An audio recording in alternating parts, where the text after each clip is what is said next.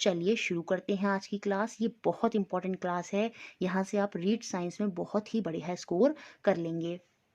सबसे पहले हम देखेंगे रीड साइंस में जो 2017 का पेपर हुआ था उसको हम सबसे पहले देखते हैं। और उसका सबसे पहला क्वेश्चन था which is an insectivorous plant. कीटहारी पादप यहाँ पर कौन सा है जो कीड़ों को खाता है? तो यहाँ पर आंसर था आपका यूट्रिकुलेरिया। ये वो पादप है, ये वो प्लांट है जो आपके कीड़े मकोड़ों को खाता है। उसके अलावा आपको इंसेक्टिवोरस प्लांट में और भी एग्जाम्पल याद रखने हैं। कौन कौन से हो जाते हैं? सी टेट में हमने पढ़ा भी था, बेसिक लेवल पर हम पढ़ते हैं। वीनस फ्लाई ट्रैप जो होता है वो भी कीट भक्षी जो होता है, कीड़ों को खाता है, तो वो भी आपका इंसेक्टिवोरस प्लांट होता है। उसके अलावा ड्रोसेरा जो होता है, आपका डायोनिया जो होता है, निपेंथस होता है, ये सारे के सारे भी आपके इंसेक्टिवोरस प्लांट होते हैं। याद रखेंगे Venus fly trap, Drosera, Dionaea, Nepenthes, ये सारे के सारे भी इंसेक्टिवोरस प्लांट होते हैं।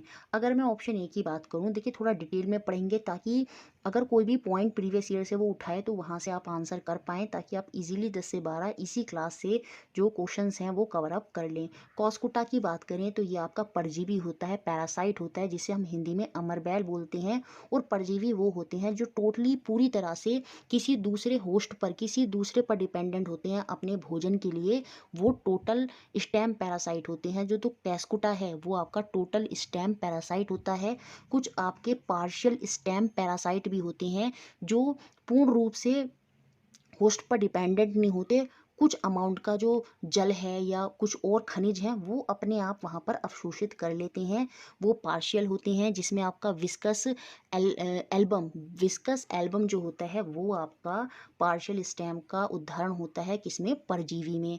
वहाँ पर टोटल रूट भी होता है। यहाँ पर जो ओरोबैंकी, ये जो ऑप्शन नंबर डी दे रखा है ना, ये जो ओरोबैंकी लिखा है ये आपका टोटल रूट पैरासाइट है। यहाँ पर ये रूट पर डिपेंडेंट होते हैं, वहाँ पर वो स्टेम होती हैं उनमें। तो ओरोबैंकी भी आपका पैरासाइट है, लेकिन कैसा है? टोटल रूट पैरासाइट है। और यहाँ पर अगर मैं बात करूँ मोनोट्रोपा की, तो ये आपका सैप्रोफाइट होता है। तो आंसर यहाँ पर था आपका ऑप्शन नंबर बी, यूट्रिकुलेरिया। और एग्जाम्पल भी याद रखेंगे, Venus fly trap, Drosera, Dionaea, Nepenthes, ये सारे के सारे इंसेक्टिवोरस ही प्लांट हो सकते हैं। एग्जाम में आपसे पूछे जाएंगे। Which is an red planet in solar system. ये यहाँ से क्वेश्चन 100% रीड में आना है। और आई बटन पर आपको एक वीडियो दिख रही होगी जिसमें मैंने रीड का पूरा सोलर सिस्टम समझाया था बहुत अच्छे से। अगर आप उस वीडियो को देख लेते हैं तो वहाँ से आपका ये जो सोलर सिस्टम से क्वेश्चन आना है रीड में वो गलत हो ही नहीं सकता। तो रेड प्लैनेट तो आपको सबको पता है क्या होता है, वो आपका मार्स है, जिसे हम लाल ग्रह बोलते हैं। और इस पे 2 सैटेलाइट होते हैं। अगर मैं बात करूं मरकरी और वीनस की, जो सूर्य के सबसे नज़दीक होता है वो मरकरी होता है। और टोटल हमारे 8 प्लैनेट होते हैं, जिसमें मरकरी सबसे नज़दीक होता है और जो आपका नेपट्यून होता है वो सबसे दूर होता है।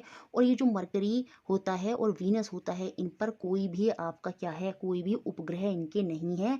जबकि मार्स पर 2 उपग्रह हैं। और करंट में अभी जो ऐसा प्लैनेट है जिस पर सबसे ज़्यादा उपग्रह हैं वो आपका सैटर्न है। अर्थ का एक ही उपग्रह है, वो है आपका मून। सैटर्न का सबसे बड़ा उपग्रह है टाइटन, ये आपको अच्छे से याद रखना है। तो हाल फिलहाल में सबसे ज़्यादा उपग्रह जो आपके सैटेलाइट है नेचुरल, वो कहाँ है? वो सैटर्न पे हैं। तो याद रखेंगे 8 आपके टोटल प्लैनेट होते हैं, जिसमें से 4 प्लैनेट जो शुरू के होते हैं वो इनर प्लैनेट होते हैं। और जो 4 प्लैनेट बाद के होते हैं वो आपके आउटर प्लैनेट होते हैं। और 4 इनर प्लैनेट में लास्ट में होता है मार्स और इधर होता है जुपिटर। और इन दोनों के बीच में एक बेल्ट होती है जिसे हम बोलते हैं एस्टेरॉइड बेल्ट। ये पत्थरों की और धूल की, कणों की ये एक बेल्ट बन जाती है जिसको हम एस्टेरॉइड बेल्ट बोलते हैं। और ये क्वेश्चन एग्जाम में बहुत बार आता है कि ये जो एस्टेरॉइड बेल्ट होती है किस किस के बीच में होती है? ये मार्स और जुपिटर के बीच में होती है। नेक्स्ट क्वेश्चन है आपका, किस कोशिकांग में क्रिस्टी पाई जाती है? तो ये जो क्रिस्टी होती है ये आपकी माइटोकॉन्ड्रिया में पाई जाती है। तो यहाँ पर आंसर आपका ऑप्शन नंबर बी होगा। माइटोकॉन्ड्रिया ही आपका जो सेल में डिफरेंट कंपोनेंट्स होते हैं उसमें जो एनर्जी को संग्रहित करता है, पावर हाउस जिसको बोलते हैं, वो आपका माइटोकॉन्ड्रिया ही होता है। अगर मैं दूसरे कंपोनेंट की बात करूं, गोल्जी इकाई की बात करूं, तो ये क्या करता है? ये जो प्रोटीन आपका किसने बनाया है, एंडोप्लाज्मिक रेटिकुलम में जो प्रोटीन बना है, क्योंकि एंडोप्लाज्मिक रेटिकुलम जो होता है इस तरह से उसका कुछ स्ट्रक्चर होता है, इसी में है आपके राइबोसोम पाए जाते हैं, जहाँ पर प्रोटीन का निर्माण होता है, प्रोटीन का सिंथेसाइज होता है। तो जो एंडोप्लाज्मिक रेटिकुलेट जो प्रोटीन को बना रहा है उसका ट्रांसपोर्ट करने में कौन मदद करता है, वो करता है आपका गोल्जी काय।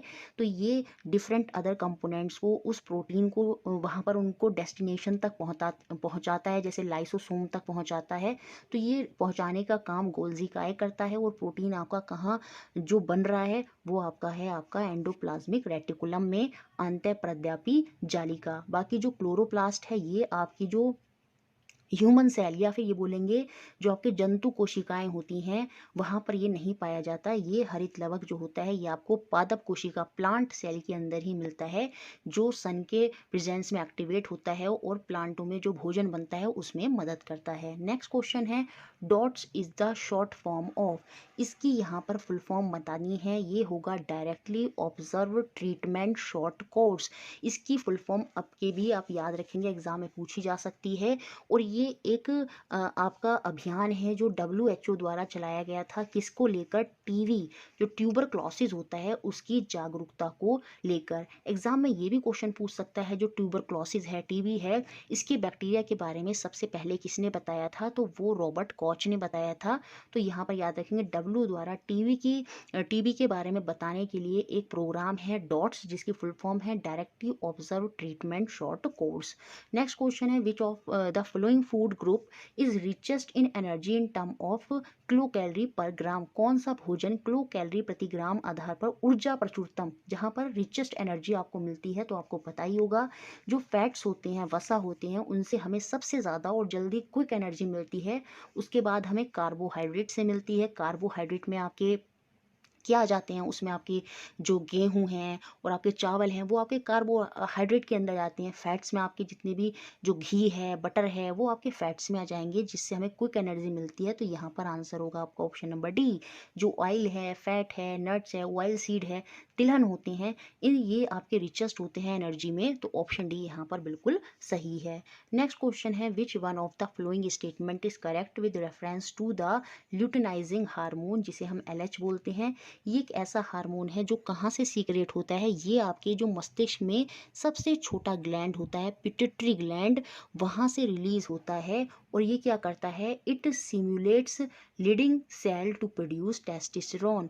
ये जो टेस्टोस्टेरोन होते हैं उनको प्रोड्यूस करने में ये मदद करता है। आपका कौन सा हार्मोन, ल्यूटिनाइजिंग हार्मोन। और ये कहाँ पर बनता है, याद रखेंगे जो मस्तिष्क के अंदर पिट्यूटरी ग्लैंड होता है वहाँ से क्या होता है, वहाँ से इसको रिलीज होता है ये आपका ल्यूटिनाइजिंग हार्मोन। तो ऑप्शन ए यहाँ पर सही होगा, ये सिमुलेट करेगा लीडिंग सेल को to produce testosterone. Next question है, the strategy of alteration between sexual and asexual reproduction is known as, लैंगिक और अलैंगिक जनन के बीच जो एकांतरण की कार्यनीति होती है उसे, और इसको मैंने एक क्लास में कवर कर रखा था, आई बटन में लिंक आ रहा होगा, और वो वीडियो अगर आप कंप्यूटर की देख लेते हैं या फिर रीट में जो आई थिंक 6, 7, 8 किसी क्लास में कंप्यूटर का चैप्टर है उसको आपको पढ़ना है, और वहाँ से आप पढ़ लेते हैं तो ये क्वेश्चन जो कंप्यूटर से आना है वो आपका 100% कवर हो जाएगा। तो यहाँ पर आउटपुट डिवाइस पूछ रहा है कौन सा है, तो सीधा सा आंसर होगा आपका option number D, visual display unit. इसको हम स्क्रीन पे देखते हैं तो ये आउटपुट हमें मिल रहा है, बाकी तीनों जो हैं वो आपके इनपुट डिवाइस हैं। अब यहाँ से इंपॉर्टेंट क्या है, सबकी फुल फॉर्म जो आपको याद रखनी है, MICR की फुल फॉर्म है मैग्नेटिक इंक करेक्टर रिकॉग्निशन। जो आपके चेक, जो बैंक में चेक होता है उसमें ये MICR ही होता है, जो आपने नीचे देखा होगा एक नंबर लिखा होता है। बाकी आपका OCR की फुल फॉर्म क्या है, ऑप्टिकल करेक्टर रिकॉग्निशन। और आपकी OMR की फुल फॉर्म क्या होती है, ऑप्टिकल मार्क रीडिंग। और VDU की फुल फॉर्म क्या होती है, विजुअल डिस्प्ले यूनिट। ये सारी फुल फॉर्म आप अच्छे से याद रखेंगे। नेक्स्ट क्वेश्चन है, coal containing maximum percentage of carbon, वो कोयला जिसमें सर्वाधिक कार्बन होता है वही कोयला आपका सबसे अच्छा होता है, और वो होता है आपका एंथ्रेसाइट कोयला। भारत में ये कारगिल की साइड, जम्मू कश्मीर में, सॉरी लद्दाख में, वहाँ पर पाया जाता है एंथ्रेसाइट कोयला बहुत ही लिटिल अमाउंट में। बाकी हमारे यहाँ इंडिया में 98% आपका बिटुमिनस कोयला ही पाया जाता है, जो गोंडवाना क्रम की चट्टानें होती हैं उनमें से पाया जाता है बिटुमिनस टाइप का कोयला। और कोयला सबसे अच्छा वो होगा जिसमें कार्बन की मात्रा सबसे ज़्यादा होगी, तो वो एंथ्रेसाइड में होती है। तो यहाँ पर तो आंसर होगा आपका ऑप्शन नंबर डी। बाकी बिटुमिनस भी होता है, लिग्नाइट ये भी आपका कोयले का ही प्रकार होता है, इसे हम भूरा कोयला बोलते हैं और ये सबसे ज़्यादा प्रदूषण करता है क्योंकि ये पूरी तरह से कंबस्ट नहीं हो जा पाता। और पीट जो होता है ये तो आपका सॉफ्ट फॉर्म में होता है। कोयला जब स्टार्टिंग फेज जो होता है, जो पीट होता है, जो डेड और डिकेइंग एनिमल का जो डायरेक्ट निकलता है सॉफ्ट अमाउंट का, वो आपका कोयला जो होता है वो पीट कोयला होगा। तो ऐसे सीक्वेंस चलता है। पीट जो मिला है वो हमें कहाँ से मिला है, डेड और डिकेइंग जो प्लांट और एनिमल हैं। उसके बाद लिग्नाइट आता है, फिर आपका ब्यूटिमिनस आता है और सबसे अच्छा फिर आपका एंथ्रेसाइट आता है। नेक्स्ट क्वेश्चन है antacid substance use for treatment of acidity in stomach is. अमाशय की अम्लता का उपचार करने के लिए जो प्रयुक्त अम्ल होता है उसे हम क्या बोलते हैं, ये तो आई थिंक सभी को पता होगा, मिल्क ऑफ मैग्नीशिया। तो ऑप्शन नंबर सी यहाँ पर बिल्कुल सही होने वाला है। उसके अलावा आपको बताना है कि कास्टिक सोडा, कास्टिक सोडा हम किसको बोलते हैं, तो ये आपको पता होना चाहिए, सोडियम हाइड्रोक्साइड NaOH। जो सोडियम हाइड्रोक्साइड है उसे ही हम कास्टिक सोडा बोलते हैं। एक और बात बताइए, जो खाने का सोडा होता है, बेकिंग पाउडर होता है, उसका फॉर्मूला क्या होता है, उसका फॉर्मूला होता है NaHCO3 और हम इसको क्या बोलते हैं, सोडियम बाइकार्बोनेट। खाने का soda, baking soda, sodium bicarbonate NaHCO3। और जो कास्टिक सोडा होता है ये आपका सोडियम हाइड्रोक्साइड होता है NaOH। ये आपको याद रखना है। और बाकी एंट एसिड की तरह काम करता है। आपका जो जो आपके स्टमक के अंदर HCl एसिड रिलीज होता है, हाइड्रोक्लोरिक एसिड रिलीज होता है, उसको कंट्रोल करता है मैग्नीशियम हाइड्रोक्साइड, जिसे हम बोलते हैं क्या, milk of magnesia. Next question है monomers use to prepare artificial fibre Dacron is. कृत्रिम रेशा जो डेक्रॉन है उसको बनाने के लिए जो एकलक होता है वो कौन सा होता है, यहाँ पर आंसर होगा आपका option number C, ethylene glycol तथा टेरेफिथिलीन अम्ल। ये जो होते हैं ये दोनों ही यूज होते हैं जिससे हम प्रिपेयर करते हैं क्या, जो आपका आर्टिफिशियल फाइबर है डेक्रोन। नेक्स्ट क्वेश्चन देखते हैं chemical formula of ammonium nitride. यहाँ पर ध्यान रखना है, ये फार्मूला पूछ रहा है अमोनियम नाइट्राइड का, जिसका फार्मूला होता है आपका NH4 3N। यहाँ पर आंसर हो जाएगा आपका ऑप्शन नंबर सी। यहाँ पर सही होगा, थोड़ा सा मिसप्रिंट है, इसको हम ऐसे लिखेंगे NH4। ये मैंने लिखने में मिस्टेक कर दी है, यहाँ पर 3 भी लिखा होगा और फिर ये N। तो ये यहाँ पर फॉर्मूला होता है आपका अमोनियम नाइट्राइड का। बाकी अमोनियम नाइट्रेट का फॉर्मूला भी आपको याद रखना है, वहाँ पर थोड़ा सा चेंज हो जाता है NH4NO3। वो आपका अमोनियम नाइट्रेट का होता है, यहाँ पर अमोनियम नाइट्राइड का पूछ रहा था तो NH4 3N। इस तरह से भी हम इसको लिख सकते हैं NH4 3N। तो ऑप्शन नंबर सी यहाँ पर सही होगा, थोड़ा लिखने में मिस्टेक हो गई है तो याद रखेंगे ये आपका फॉर्मूला होता है अमोनियम नाइट्राइड का।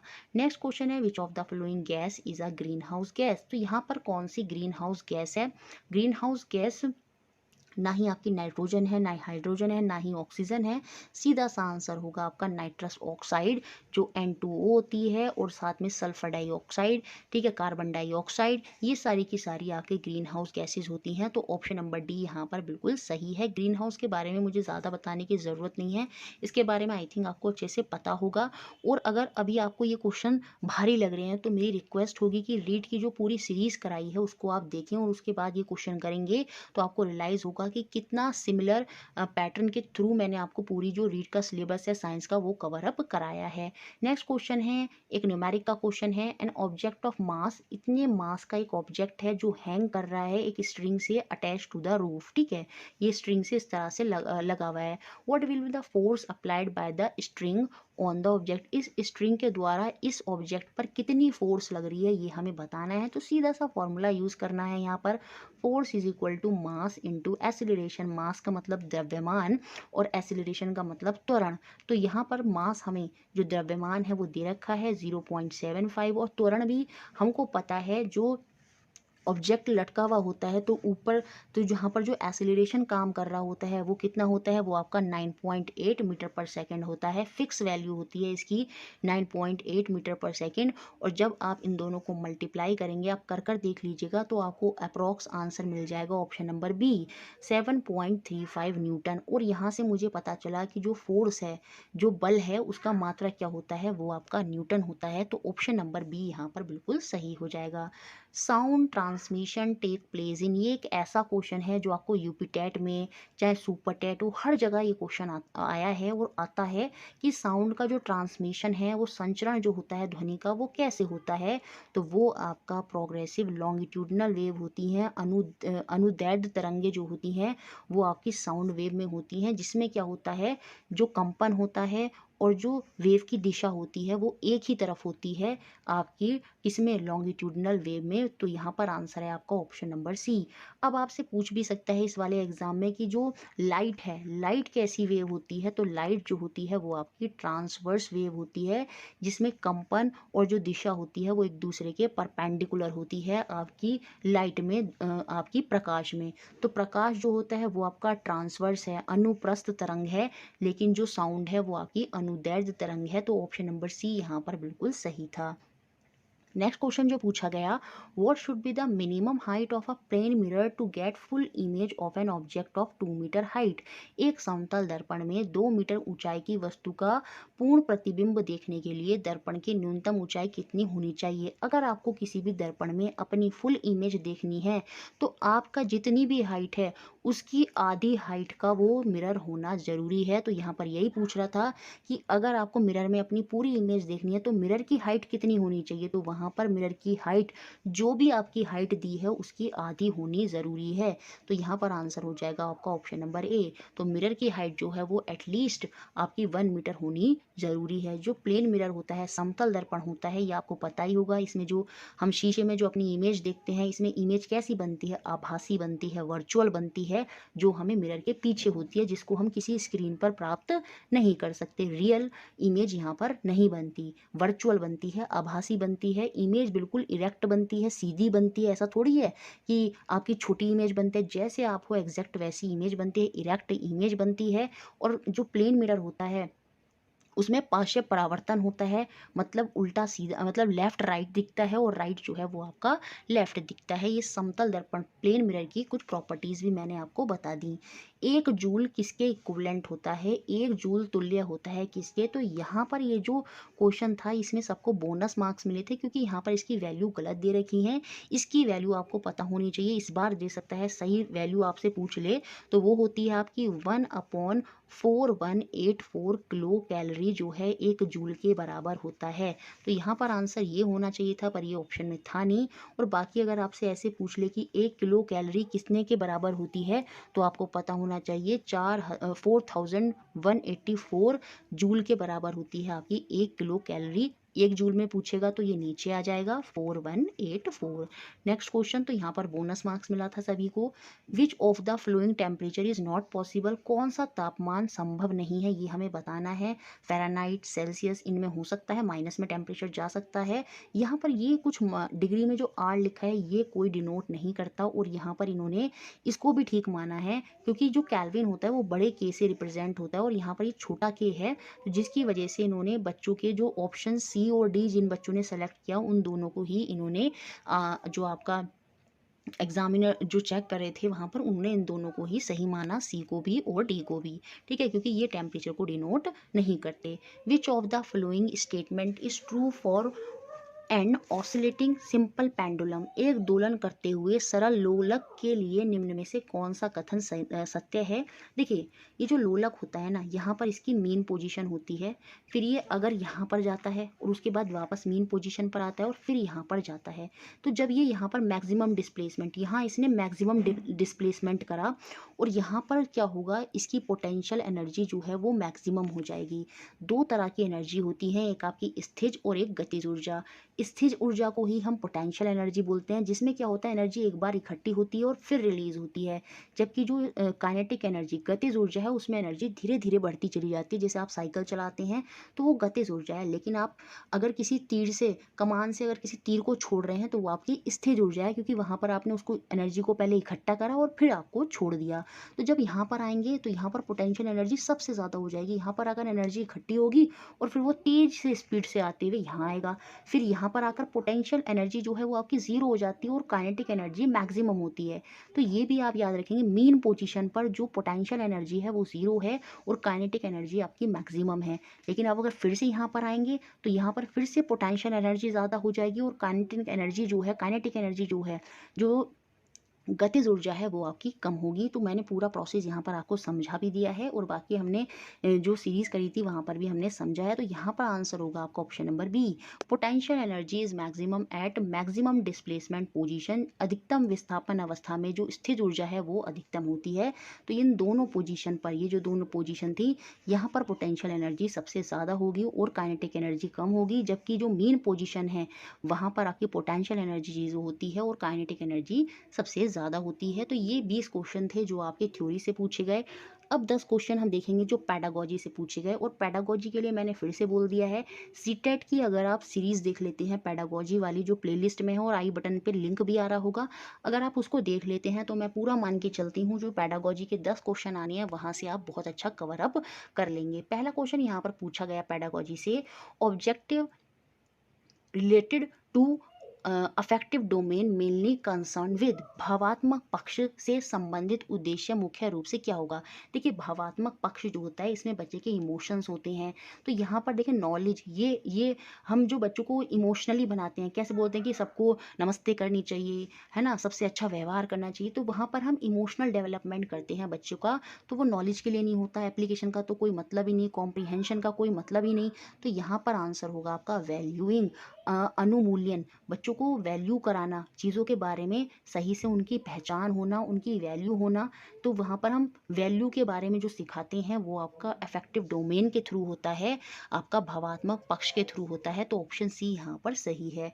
फिर अगला क्वेश्चन पूछा गया, which one of the following is not the characteristics of good test. यहाँ पर एक अच्छा जो उत्तम परीक्षण होगा उसकी कौन सी विशेषता नहीं है। देखिए, जो आपका टेस्ट होगा वो रिलायबल होना चाहिए, उसमें विश्वसनीयता होनी चाहिए। ऐसा नहीं है कि ऐसा टेस्ट बना दिया कि लोगों को उस पर विश्वास, मतलब वो टेस्ट ऐसा होना चाहिए कि विश्वसनीयता वहाँ पर बनी हुई होनी चाहिए, बिल्कुल सही बात है। वस्तुनिष्ठता उसमें होनी चाहिए, बिल्कुल सही बात है। इसमें डिस्क्रिमिनेशन भी होगा। देखिए, बहुत से बच्चे इसमें क्या टिक कर देंगे, डिस्क्रिमिनेशन नहीं।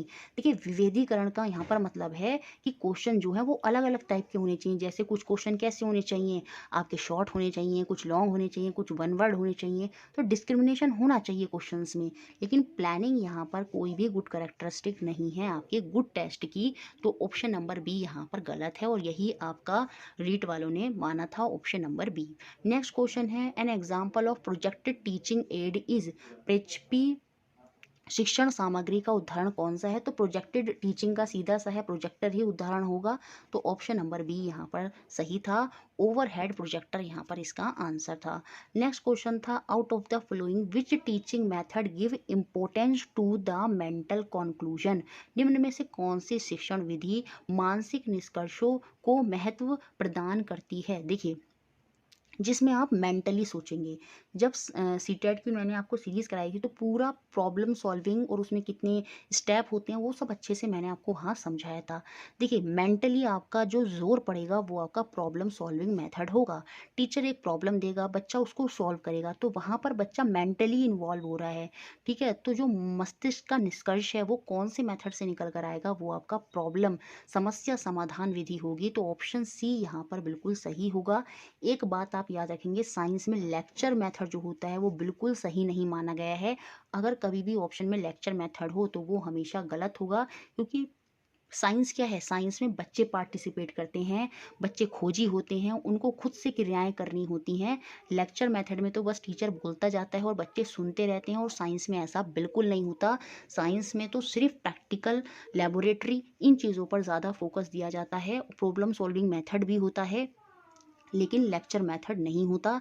जब भी ऑप्शन में लेक्चर मेथड हो तो वो निगेटिव पॉइंट को ही डिनोट आपका करेगा, और यहाँ पर आंसर था ऑप्शन नंबर सी।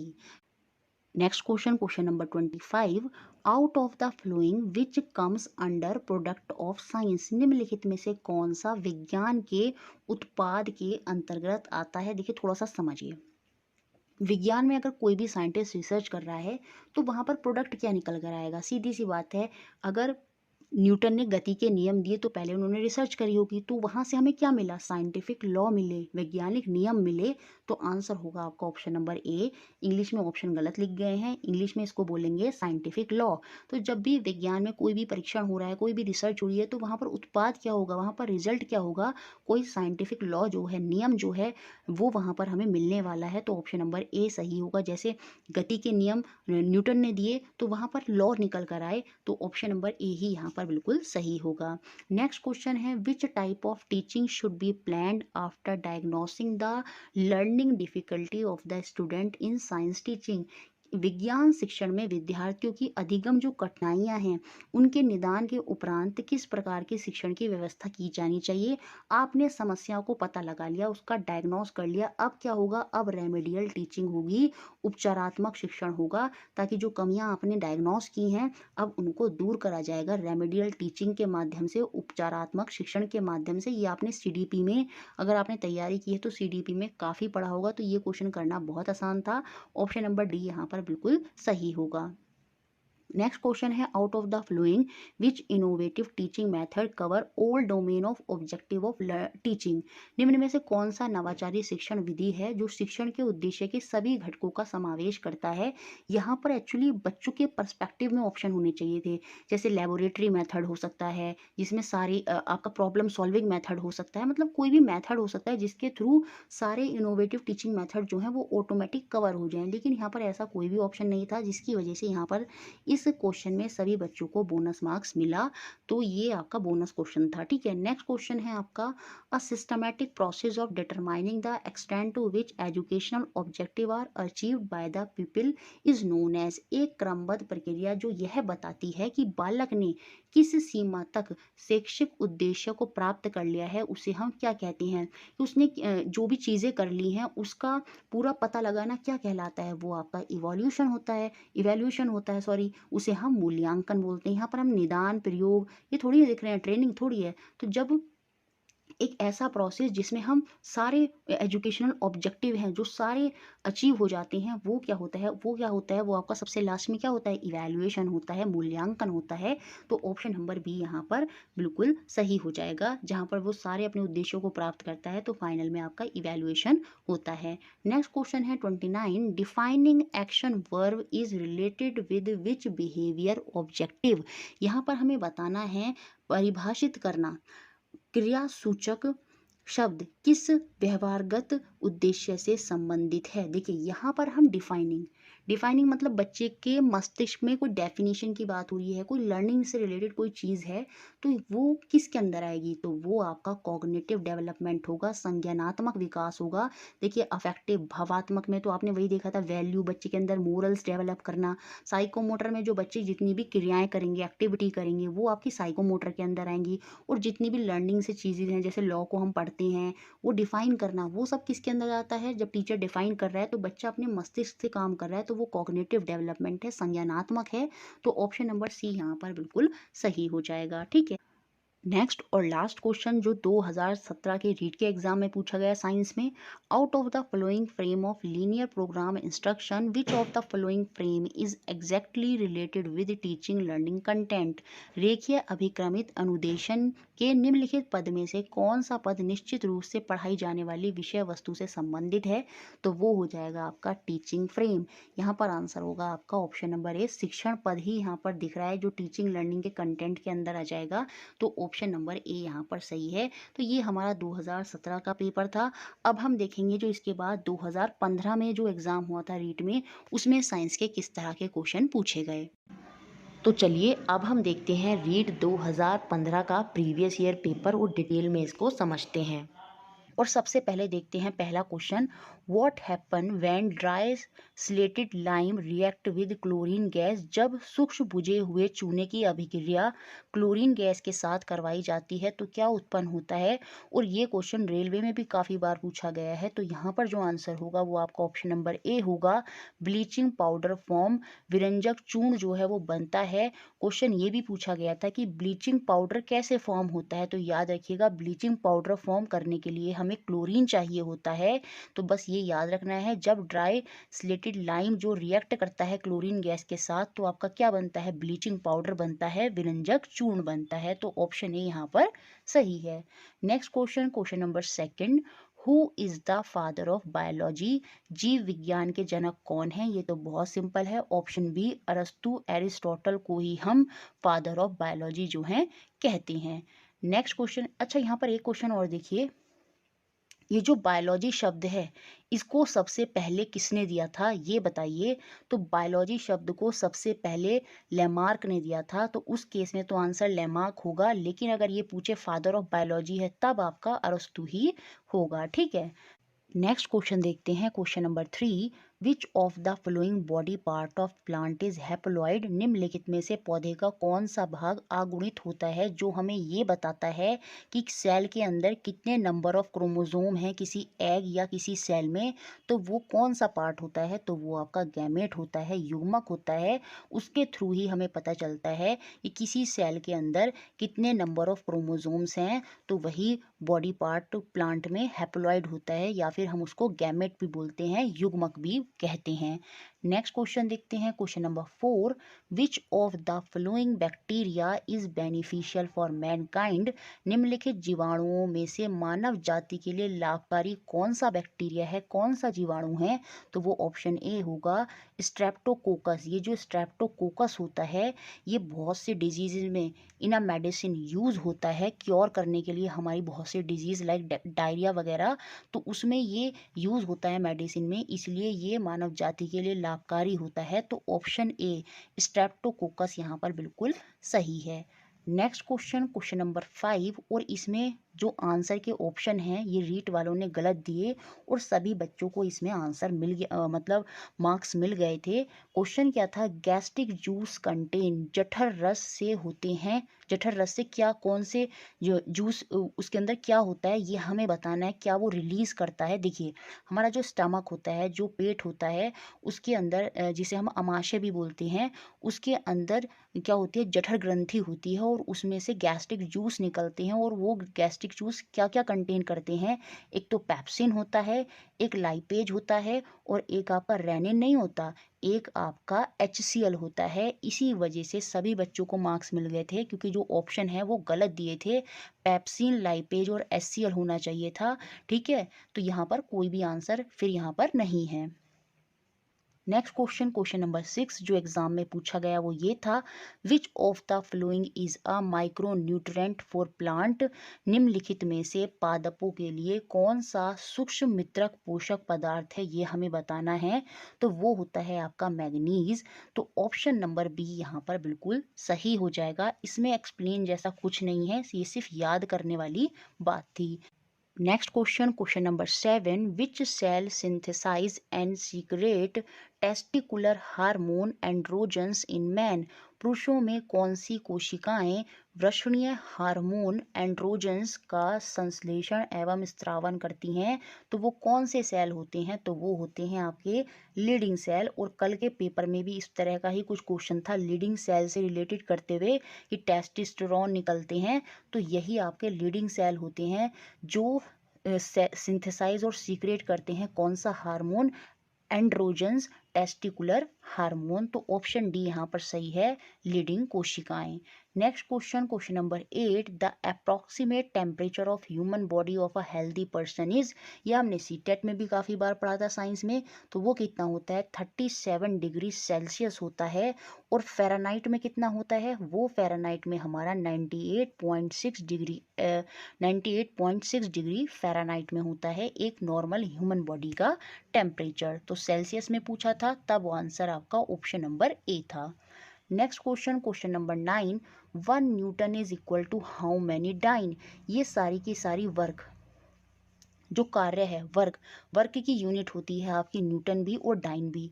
ठीक है, तो एक न्यूटन में कितने डाइन होते हैं ये हमें बताने हैं। एक न्यूटन में 10⁵ डाइन होते हैं और ये सारे एसआई यूनिट हैं। ये एसआई यूनिट है, ये सीजीएस में यूनिट होता है आपका डाइन किसका, वर्क का, कार्य का। ठीक है, तो एक न्यूटन में 10⁵ डाइन आपके होते हैं। Next question, question number 10, which mode of transportation of heat is essentially not required the medium. निम्नलिखित में से कौन सी ऊष्मा संचरण की विधि में आवश्यक रूप से माध्यम की आवश्यकता नहीं होती, किसी भी मीडियम की जरूरत नहीं होती, तो वो होता है आपका विकिरण, रेडिएशन। इसका मैं एक एग्जांपल आपको बता देती हूँ, सन। देखिए जो सन की रेज आती हैं तो स्पेस में, स्पेस वैक्यूम है, वहां पर कोई भी कण पार्टिकल नहीं है और वो जो लाइट है सन की वो अर्थ तक आ जाती है। इसका मतलब उसको कोई रेडिएशन की ज़रूरत नहीं है। और वही विधि, वही मेथड जो हीट का ट्रांसफ़र हो रहा है वहाँ पर, वो क्या कहलाता है, वो आपका रेडिएशन होता है, विकिरण होता है। तो ऑप्शन सी यहाँ पर बिल्कुल सही है। बाकी हमने सारे मेथड ये सीटेट में भी पढ़े थे और आगे मैं आपको रीट में भी पढ़ाऊंगी। ये हीट ट्रांसफ़र के जो मेथड होते हैं आपके, कंडक्शन, कन्वेक्शन और रेडिएशन, चालन, संवाहन और विकिरण। ठीक है। Next question, question number 11. The velocity of sound in air is taken as 332 meter per second. जी हाँ, if the pressure of gas is taken double, then what will be the velocity of sound in air? वायु की ध्वनि का वेग 332 metre पर second है। यदि वायु के दाब, प्रेशर को दुगना कर दिया जाए तो ध्वनि के वेग, वेलोसिटी में क्या चेंज होगा। याद रखिए, ये जो वेलोसिटी ऑफ साउंड होती है ये प्रेशर पर निर्भर नहीं करती, और जब ये प्रेशर पर, दाब पर डिपेंड नहीं करती तो आपकी जो वेलोसिटी है, जो वेग है, उसमें कोई परिवर्तन, कोई चेंज नहीं होगा। आंसर आपका ऑप्शन नंबर डी ही होगा, 332 मीटर पर सेकंड। तो यहाँ से एक बात आपको समझ में आ गई, जो साउंड की वेलोसिटी होती है वो प्रेशर पर डिपेंड नहीं करती है। ठीक है। Next question, question number 12, the escape velocity from the surface of the earth is. पृथ्वी के पृष्ठ से पलायन वेग का मान क्या होता है। इसकी एक सिंपल सी वैल्यू है, लेकिन उससे पहले आपको पता होना चाहिए कि एस्केप वेलोसिटी, ये जो आपका पलायन वेग होता है, ये क्या होता है, वो वेलोसिटी जो किसी सब्सटेंस को या किसी ऑब्जेक्ट को चाहिए होती है, जो अर्थ का ग्रेविटेशनल फोर्स है, गुरुत्वाकर्षण, आकर्षण है, उसको पार करने के लिए। जैसे रॉकेट जाते हैं तो उनको स्पेस में जाना है, और स्पेस में जाने के लिए उनको ग्रेविटेशनल अट्रैक्शन को, जो गुरुत्वाकर्षण है जो खींचता है हमें नीचे की तरफ, उसको तोड़ना होता है। और उनको एक ऐसी स्पीड चाहिए होती है, एक ऐसी वेलोसिटी चाहिए होती है जो वो पार कर सकें, किसको, ग्रेविटेशनल अट्रैक्शन को, उस प्लैनेट के। तो वही आपकी एस्केप वेलोसिटी होती है। तो वो एस्केप वेलोसिटी कितनी होनी चाहिए ताकि एक जो ऑब्जेक्ट है वो ग्रेविटेशनल अट्रैक्शन को पार कर जाए और स्पेस में चला जाए, तो वो होती है आपकी 11.2 किलोमीटर पर सेकंड की स्पीड से अगर कोई ऑब्जेक्ट जाएगा तो वो स्पेस में चला जाएगा और वो ग्रेविटेशनल अट्रैक्शन, जो गुरुत्वाकर्षण है, उसको पार कर जाएगा जो किसी प्लैनेट में होता है। तो यहाँ पर आंसर है आपका 11.2 kilometre per second. Next question, question number 13, natural fibre are, प्राकृतिक रेशे कौन से होते हैं। और ये हमने सीटेट साइंस में भी पढ़ा था। नेचुरल फाइबर वो फाइबर होते हैं जो डायरेक्ट हमें प्लांट और एनिमल से मिल जाते हैं। जैसे प्लांट जो पादप होते हैं उनसे डायरेक्ट हमें क्या मिल जाती है, हमें कॉटन मिल जाती है। कॉटन के प्लांट होते हैं और वहाँ से हम डायरेक्ट जो कच्चा रॉ मटेरियल है जिसे हम फाइबर बोलते हैं वो हमें मिल जाता है। सेम ऐसे ही हमें जो सिल्क होती है, वूल होती है, सिल्क हमें इंसेक्ट से मिल जाती है, वूल जो होती है वो हमें शीप से मिल जाती है। तो ये सारे के सारे आपके नेचुरल फाइबर, प्राकृतिक रेशे हैं। तो ऑप्शन डी यहाँ पर बिल्कुल सही था। Next question, question number 14, composition percentage of CaO, इसको बोलते हैं हम आपका कैल्शियम ऑक्साइड, और SiO2 इसको बोलते हैं silicon dioxide. In Portland cement is, हमें बताना है पोर्टलैंड सीमेंट में कैल्शियम ऑक्साइड और आपका सिलिकॉन डाइऑक्साइड के संगठन कितने प्रतिशत में होते हैं? तो यहाँ पर जो आंसर होगा वो ऑप्शन नंबर सी ही है। 60 to 68% आपका कैल्शियम ऑक्साइड होता है और 17 से 24% आपका सिलिकॉन डाइऑक्साइड होता है। तो ऑप्शन सी यहाँ पर सही है और अभी आपको ये आंसर ही याद रखना होगा। रीट में एक टॉपिक में है सीमेंट से रिलेटेड सारा, तो वो हम पढ़ेंगे, ठीक है। Next question, question number 15। तो एक क्वेश्चन आपका कंप्यूटर से ज़रूर आएगा, क्योंकि रीट के सिलेबस में हम देखते हैं तो एक कंप्यूटर का टॉपिक भी है और आपकी जो बुक है राजस्थान वाली उसमें कंप्यूटर का चैप्टर भी है, तो वहाँ से एक क्वेश्चन कंप्यूटर का ज़रूर आना है। Example of web browser are, web browser के कौन से उदाहरण होते हैं? देखिए, मोजिला भी होता है, ओपेरा भी होता है, पहले बहुत यूज़ होता था फ़ोन में। मोज़िला तो आज भी बहुत यूज़ होता है। नेटस्केप नेविगेटर भी होता है, बिल्कुल नेटस्केप भी होता है। इंटरनेट एक्सप्लोरर बिल्कुल होता है, विंडोज़ में प्री डिफाइंड आता है ये। मोज़िला फायरफॉक्स, ये सारे के सारे ही आपके एग्जाम्पल ऑफ वेब ब्राउज़र हैं, सर्च इंजन हैं जिनसे हम कोई ना कोई चीज़ खोजते हैं। तो ऑप्शन डी, उपरोक्त सभी, ऑल ऑफ द अबव यहाँ पर आंसर आपका होगा। Next question, question number 16। Asteroid are found in between the orbit of, और ये हमने सीटेट साइंस में लास्ट टाइम में क्वेश्चन करा था। क्षुद्र ग्रह निम्न की कक्षाओं के बीच होते हैं, तो मैंने आपको बताया था मार्स और जुपिटर, इन दोनों के बीच में ही एक बेल्ट होती है जिसे हम एस्टेरॉइड बेल्ट बोलते हैं, जो आपके धूल और कणों की होती है। तो धूल धूल के कण और गैसेस की होती है। तो ये एस्टेरॉइड बेल्ट मार्स और जुपिटर के बीच में होती है। तो ऑप्शन बी यहाँ पर बिल्कुल सही होगा। देखिए, मार्स, अर्थ, वीनस और मरकरी ये सारे के सारे आंतरिक ग्रह होते हैं, इनर प्लैनेट होते हैं। और जुपिटर के बाद वाले Saturn, Uranus, Neptune, Varun, Arun, ये सारे के सारे आपके बाह्य प्लैनेट होते हैं। और बाह्य और अंतरिक्ष के बीच में एक बेल्ट होती है जिसे ही हम एस्टेरॉइड बेल्ट बोलते हैं, और वहाँ पर ही आपके क्षुद्र ग्रह जो हैं वो पाए जाते हैं। और ये जो क्षुद्र ग्रह हैं, एस्टेरॉइड हैं, याद रखिएगा ये हमारे सोलर सिस्टम का, सौर मंडल का ही एक पार्ट होते हैं। और ये बेल्ट होती है मार्स और जुपिटर के बीच में, मंगल और बृहस्पति ग्रह के बीच में। नेक्स्ट क्वेश्चन, क्वेश्चन नंबर 17 जो पूछा गया एग्जाम में, सोनार इज यूज्ड फॉर, निम्नलिखित के लिए सोनार तकनीक काम में लाई जाती है। तो ऑप्शन ए यहाँ पर बिल्कुल सही है। डिस्टेंस को मेजर करने के लिए, डायरेक्शन दिशा को मेजर करने के लिए, वेलोसिटी वेग, किसी भी ऑब्जेक्ट के वेग, दिशा, डायरेक्शन, इन सब को मेजर करने के लिए पानी में हम यूज करते हैं सोनार का। ये बिल्कुल बात सही है। तो ऑप्शन ए यहाँ पर बिल्कुल सही था।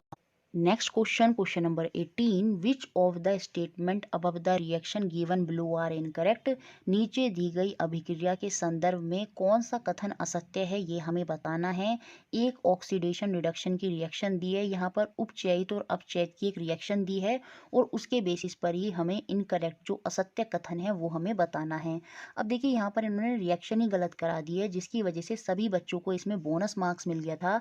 हुआ क्या है, जो आपकी लेड ऑक्साइड है उसकी रिएक्शन हुई है सी, मतलब कार्बन के साथ। और जब लेड ऑक्साइड कार्बन के साथ रिएक्शन करता है तो यहाँ पर ऑक्सीडेशन भी होता है और रिडक्शन भी होता है। ये जो यहाँ पर रिडक्शन होगा किसका, लेड ऑक्साइड का। ये जो लेड ऑक्साइड है ये आपका बदल जाएगा 2 PB में, और ये जो O है यहाँ से रिलीज हो जाएगा, तो यहाँ पर आपका रिडक्शन हो गया, आपका अपचयन हो जाएगा। लेकिन ये जो C है ये आपका ऑक्सीडाइज हो जाएगा और बन जाएगा क्या, CO2, कार्बन डाइऑक्साइड ये बन जाएगा। तो कुछ इस तरह से ये रिएक्शन होनी थी, और उसके बाद हम यहाँ पर इसके स्टेटमेंट बताते, लेकिन इन्होंने रिएक्शन ही गड़बड़ कर दी है, जिसकी वजह से सभी को बोनस मार्क्स मिल गया। अब अगर मैं मान के चलूँ ये रिएक्शन गलत नहीं है, इस तरह से ये बनी है 2 PB + CO2, तो इस केस में कौन से स्टेटमेंट इनकरेक्ट होंगे, आइए देखते हैं। लेड इज गेटिंग रिड्यूस, देखिए यहाँ पर लेड रिड्यूस नहीं हो रहा, लेड ऑक्साइड आपका जो है वो रिड्यूस हो रहा है, तो ये स्टेटमेंट तो है गलत। Carbon dioxide is getting reduce, जी नहीं, कार्बन डाइऑक्साइड जो है वो ऑक्सीडाइज नहीं हो रहा, उपचयित नहीं हो रहा। कार्बन डाइऑक्साइड नहीं, कार्बन जो है वो आपका ऑक्सीडाइज हो रहा है, और ये उल्टा बोल रहा है कि कार्बन डाइऑक्साइड ऑक्सीडाइज हो रहा है, ये बात भी यहाँ पर गलत है। कार्बन इज गेटिंग ऑक्सीडाइज, जी हाँ, कार्बन जो है वो उपचयित हो रहा है, क्योंकि कार्बन बदल गया किसमें, CO2, तो यहाँ पर आपको ऑक्सीडेशन देखने को मिल रही है। तो ये स्टेटमेंट तो यहाँ पर सही है, थर्ड वाला। उसके बाद lead oxide is getting reduce, जी हाँ, ये जो लेड ऑक्साइड है बिल्कुल, अगर यहाँ पर एस नहीं होगा तो ये आपका रिड्यूस होगा, ये आपका अपचयित होगा। तो उस केस में आपकी थर्ड और फोर्थ स्टेटमेंट सही हो जाती और फर्स्ट और सेकंड गलत हो जाती। तो उस केस में तो आंसर आपका ऑप्शन नंबर ए होता, लेकिन यहाँ पर रिएक्शन ही गलत दे दी है, तो इसी वजह से सभी बच्चों को इसमें बोनस मार्क्स मिल गए थे। बाकी ये एनसीईआरटी में, सॉरी एनसीईआरटी निकल रहा है, बाकी बुक्स तो देखिए सभी एक सी हैं, चाहे राजस्थान की बोर्ड की हो, चाहे एनसीईआरटी हो, चाहे यूपी बोर्ड की हो। तो उसमें 9th क्लास में ये हमें देखने को मिलता है। तो वहाँ मैं कराऊंगी और अच्छे से समझा दूंगी आपको ऑक्सीडेशन रिडक्शन रिएक्शन, ठीक है। Next question, question number 19। तो देखिए यहाँ पर किसी को भी कोई भी आंसर सही नहीं था, इसमें सबको बोनस मार्क्स मिल गए थे। Next question, question number 19। Right the product of following chemical reaction, निम्नलिखित रासायनिक अभिक्रिया के उत्पाद लिखिए। और ये ऑक्सीडेशन रिडक्शन करने में क्वेश्चन आती है। तो यहाँ पर हमें आंसर बताना है कि क्या इसके प्रोडक्ट होंगे जब यहाँ पर ये रिएक्शन होगी आपकी FeSO4 साथ में H2O। तो यहाँ पर जो M जो रिजल्ट निकल कर आएगा पहले वो होगा आपका क्या, आपका हो जाएगा आयरन सल्फेट, FeSO4। तो आयरन सल्फेट मिलेगा। फिर दोबारा से जब हम हीटअप करेंगे तो हमें क्या मिलने वाले हैं, तो हमें ferric oxide Fe2O3 ferric oxide मिलेगा, SO2 सल्फर डाइऑक्साइड मिलेगा, और SO3 सल्फर ट्राइऑक्साइड मिलेगा। तो ऑप्शन सी यहाँ पर सही होगा। अभी के लिए आपको आंसर ही याद रखना होगा कि जो रिएक्शन होगी जब हीट होगा तो यहाँ पर आपका फेरिक जो यहाँ पर ये सॉरी आयरन सल्फेट आपको मिलेगा, फेरिक ऑक्साइड आपको मिलेगा, सल्फर डाइऑक्साइड मिलेगा, और सल्फर ट्राइऑक्साइड यहाँ पर आपको मिलने वाला है। तो ऑप्शन सी यहाँ पर सही है। Next question, question number 20। Latent heat of vaporisation is, वाष्पीकरण की गुप्त ऊष्मा क्या होती है ये हमें बतानी है। और क्लास 9th में जब हम स्टेट ऑफ मैटर पढ़ते हैं तो पहले चैप्टर में ही हम लेटेंट हीट गुप्त ऊष्मा को पढ़ते हैं। ये क्या होती है, वो हीट एनर्जी जो रिक्वायर्ड होती है 1 kg ऑफ लिक्विड को कन्वर्ट करने में, किसमें, वेपर में कन्वर्ट करने के लिए। अब देखिए होता क्या है, जब सपोज एक पानी है तो वो बॉयल, उसका बॉइलिंग पॉइंट कितना होता है 100 डिग्री सेल्सियस। 100 डिग्री सेल्सियस पर वो बॉयल होने लगता है ना। तो वो सारा पानी बॉयल होता रहेगा और वो आप जितनी बार भी चेक करेंगे हर बार उसका टेम्परेचर 100 डिग्री ही होगा, जबकि जो हीट एनर्जी है वो तो बढ़ती जा रही है। तो वो जो हीट है ना वो गुप्त रूप से वहाँ पर स्टोर हो रही है, और वही हीट एनर्जी आपकी गुप्त ऊष्मा कहलाती है। और वो 100 डिग्री तब तक ही रहेगा आपका, जो चाहे आप बढ़ाते रहें, जब तक सारा पानी आपका वेपर में, भाप में ना कन्वर्ट हो जाएगा। जैसे ही सारा पानी भाप में कन्वर्ट होगा तब टेम्परेचर बढ़ जाएगा, लेकिन तब तक वो 100 डिग्री ही रहेगा। और वो बढ़ क्यों नहीं रहा, क्यों, क्योंकि उसमें जो ऊष्मा है वो स्टोर हो रही है, और वो जो ऊष्मा स्टोर हो रही है उसमें, जिससे टेम्परेचर जो है वो बढ़ नहीं रहा, वही आपकी लेटेंट हीट होती है, गुप्त ऊष्मा होती है। तो यहाँ पर देखिए चारों ऑप्शन गलत थे, और इसमें भी बोनस मार्क्स सभी को मिला था। गड़बड़ क्या हो गई ऑप्शन डी में, लिखना था यहाँ पर थोड़ा सही करके। ये देखिए आंसर ऑप्शन डी हो सकता था, द हीट एनर्जी, ताप की वह मात्रा that is required to change 1 kg of liquid, बिल्कुल यही होती है डेफिनेशन, टू गैस। 1 kg के लिक्विड को गैस में बदलने के लिए जितनी ऊष्मा चाहिए होती है, वो भी किस पर, उसके बॉइलिंग पॉइंट पर, वही आपकी लेटेंट लेटेंट हीट होती है। लेकिन साथ में यहाँ पर कर दिया eight atmospheric pressure. Atmospheric pressure matter नहीं करता, वो तो स्टैंडर्ड जितना है रूम का उतना चलेगा। लेकिन यहाँ पर इन्होंने लिख दिया heat energy required to change 1 kg of liquid to gas at atmospheric pressure. नहीं, यहाँ पर ये एट एटमॉस्फेरिक प्रेशर नहीं आना था, एट इट्स बॉइलिंग पॉइंट, अपने बॉइलिंग पॉइंट पर जितनी हीट एनर्जी रिक्वायर्ड होती है 1 kg के लिक्विड को गैस में बदलने के लिए, वही आपकी लेटेंट हीट होती है, जिसकी वजह से ये भी गलत था। तो सारे ऑप्शन यहाँ पर गलत थे, तो सबको बोनस मार्क्स यहाँ पर मिला था। बाकी थ्योरी में तो हम इसको अच्छे से पढ़ ही लेंगे। Next question, question number 21। How many number of particle will be in 8 gram O2 molecule, 8 gram oxygen अणु में कणों की संख्या कितनी होगी ये हमें बताना है। और सेम ऐसा ही क्वेश्चन रीट 2017 में भी था। तो मतलब प्रीवियस ईयर पेपर सॉल्यूशन बहुत ज़्यादा मैटर करेंगे, एंड टाइम पर भी इनको अच्छे से देख कर जाइएगा, तभी मैंने इनको थोड़ा डीप एक्सप्लेन करा है, ताकि आप चीज़ों को समझ जाएं, ना कि उनको रटें, ठीक है। अब देखिए इसको निकालते कैसे हैं, ये आपको पता होना चाहिए। पिछली क्लास में भी मैंने बताया था 1 ग्राम, चाहे आपका ऑक्सीजन हो चाहे आपका कार्बन डाइऑक्साइड हो उनमें कितने पार्टिकल होते हैं, वो फिक्स्ड वैल्यू है 6.022 into 10⁻23।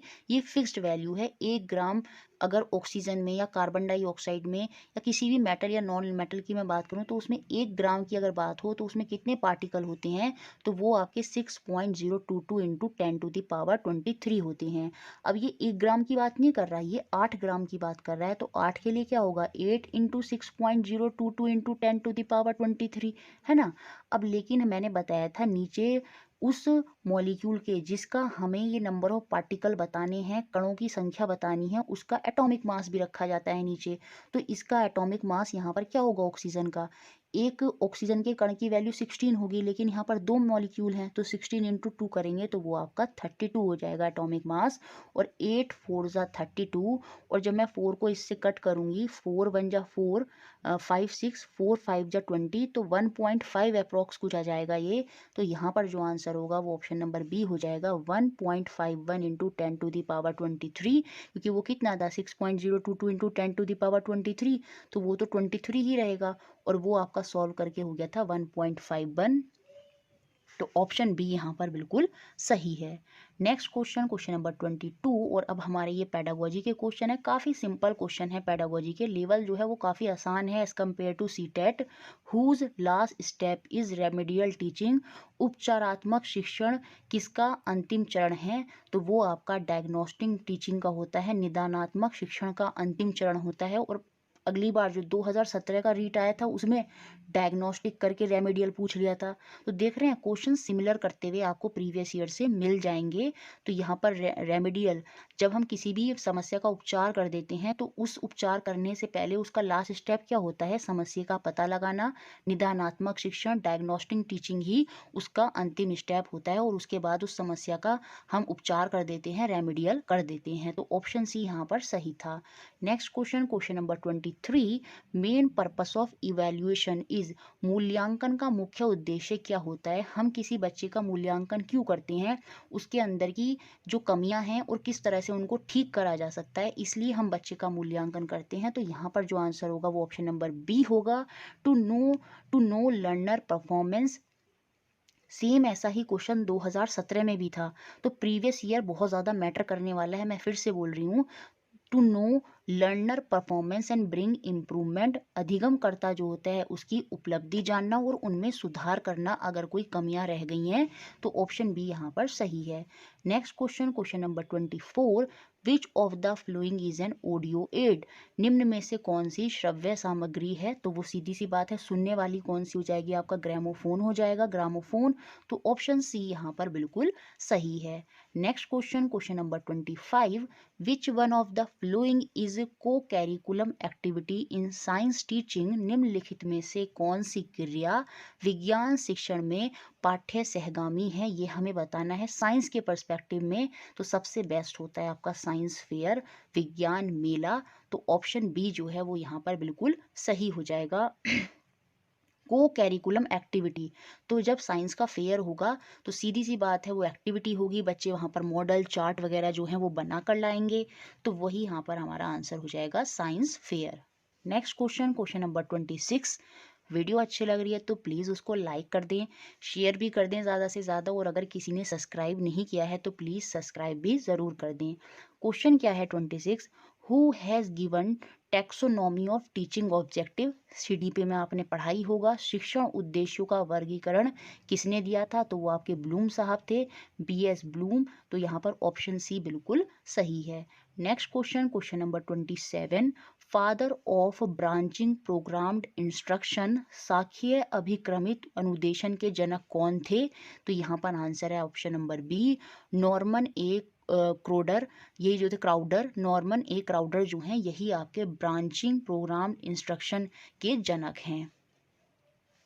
Next question, question number 28।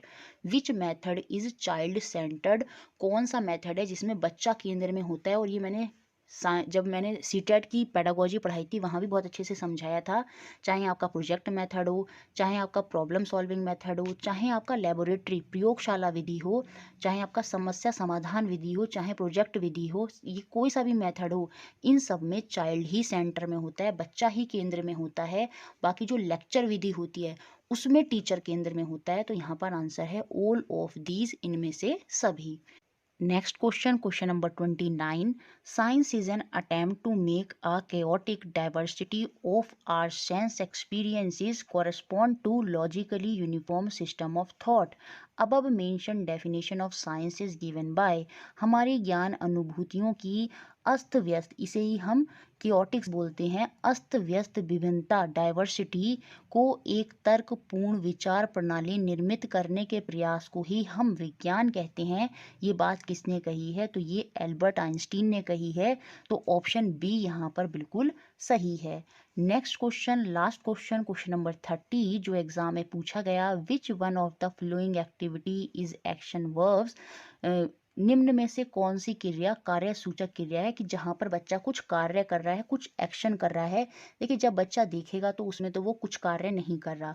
To underline, जी हाँ, जब रेखांकित कर रहा है, किसी चीज पर अंडरलाइन कर रहा है तो सीधी सी बात है वो चीज को सुन रहा होगा तभी तो अंडरलाइन कर रहा है, तो वहां वो एक्टिवली पार्टिसिपेट वहां पर कर रहा है, तो ये तो बिल्कुल होगा। अब देखिए टू लिसन, लिसन में भी क्या होता है, बच्चा एक्शन वर्ब, मतलब बच्चा पार्टिसिपेट कर रहा है। क्यों? क्योंकि यहाँ पर जो रीट वाले हैं ना, इन्होंने बी और सी दोनों को सही माना, तो उस पर्सपेक्टिव से फिर मुझे सी को भी सही बताना पड़ रहा है।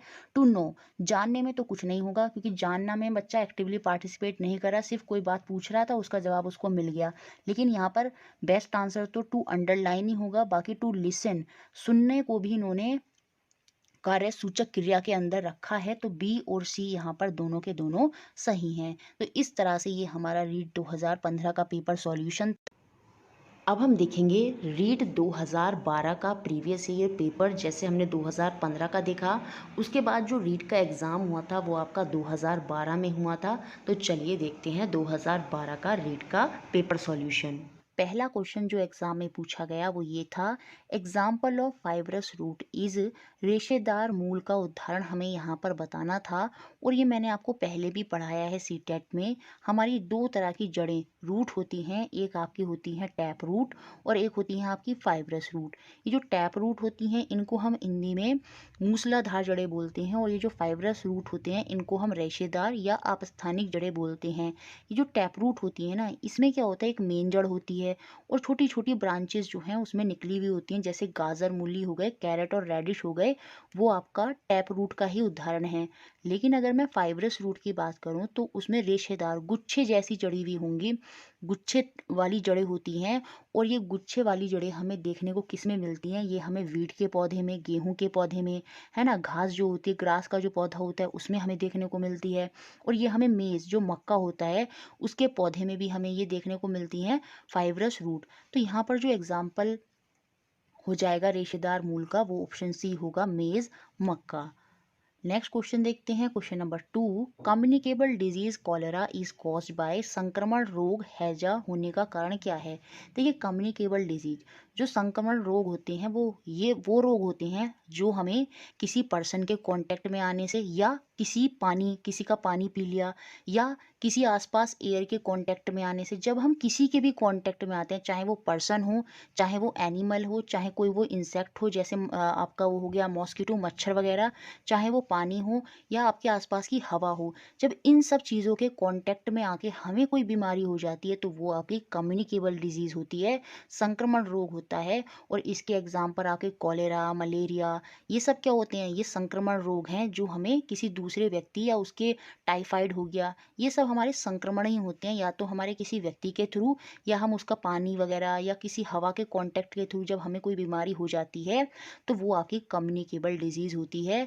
और नॉन कम्युनिकेबल जो संक्रमण रोग नहीं होंगे वो कौन से होंगे, जैसे डायबिटीज़ हो गया, जैसे कोई हार्ट की बीमारी हो गई, आपके पैरों में दर्द हो रहा है, फीवर हो गया आपको, वो सारी नॉन कम्युनिकेबल हैं। लेकिन ये चाहे कॉलेरा हो, चाहे टाइफाइड हो, ये सब आपकी कम्युनिकेबल डिजीज़ होती हैं जो किसी के कांटेक्ट में आने से हमें हो जाती हैं।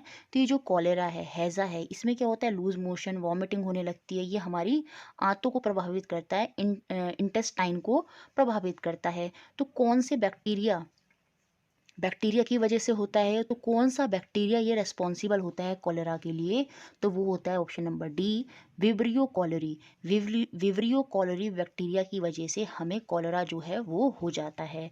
तो ऑप्शन डी यहाँ पर सही था। Next question, question number 3, some organism obtain their food from plant as well as animal, they are called.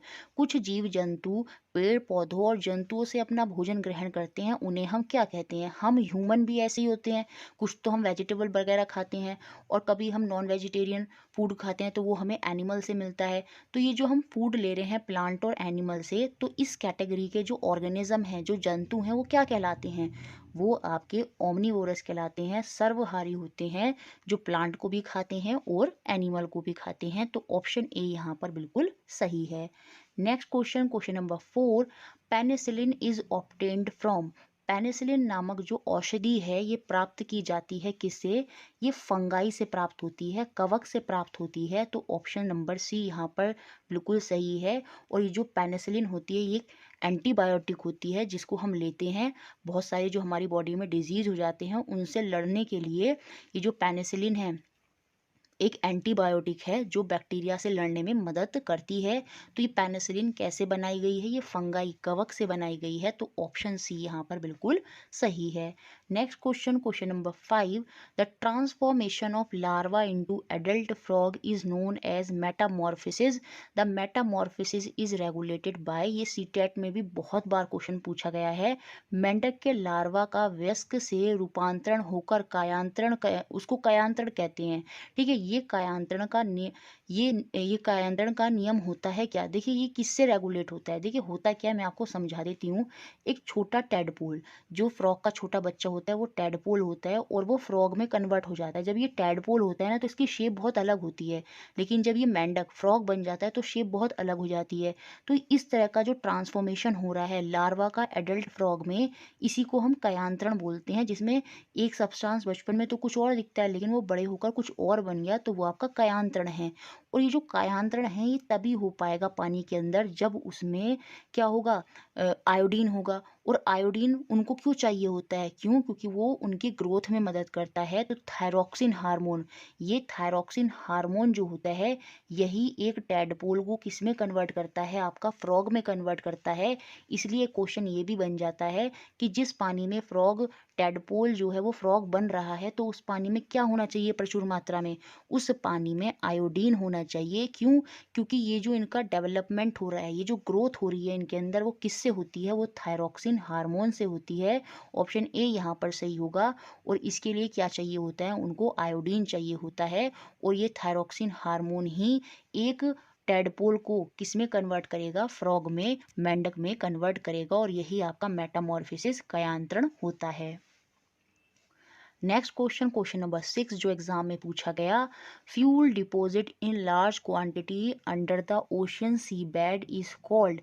समुद्र की तलहटी में भारी मात्रा में जमा ईंधन को हम क्या कहते हैं? उसे हम बोलते हैं क्लैथरेट।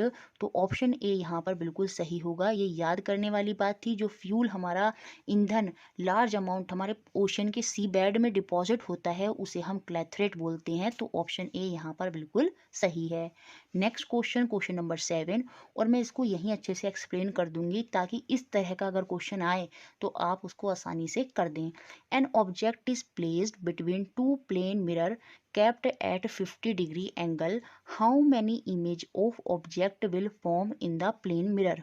एक वस्तु 50 डिग्री कोण पर रखे गए दो समतल दर्पणों के मध्य रखी है।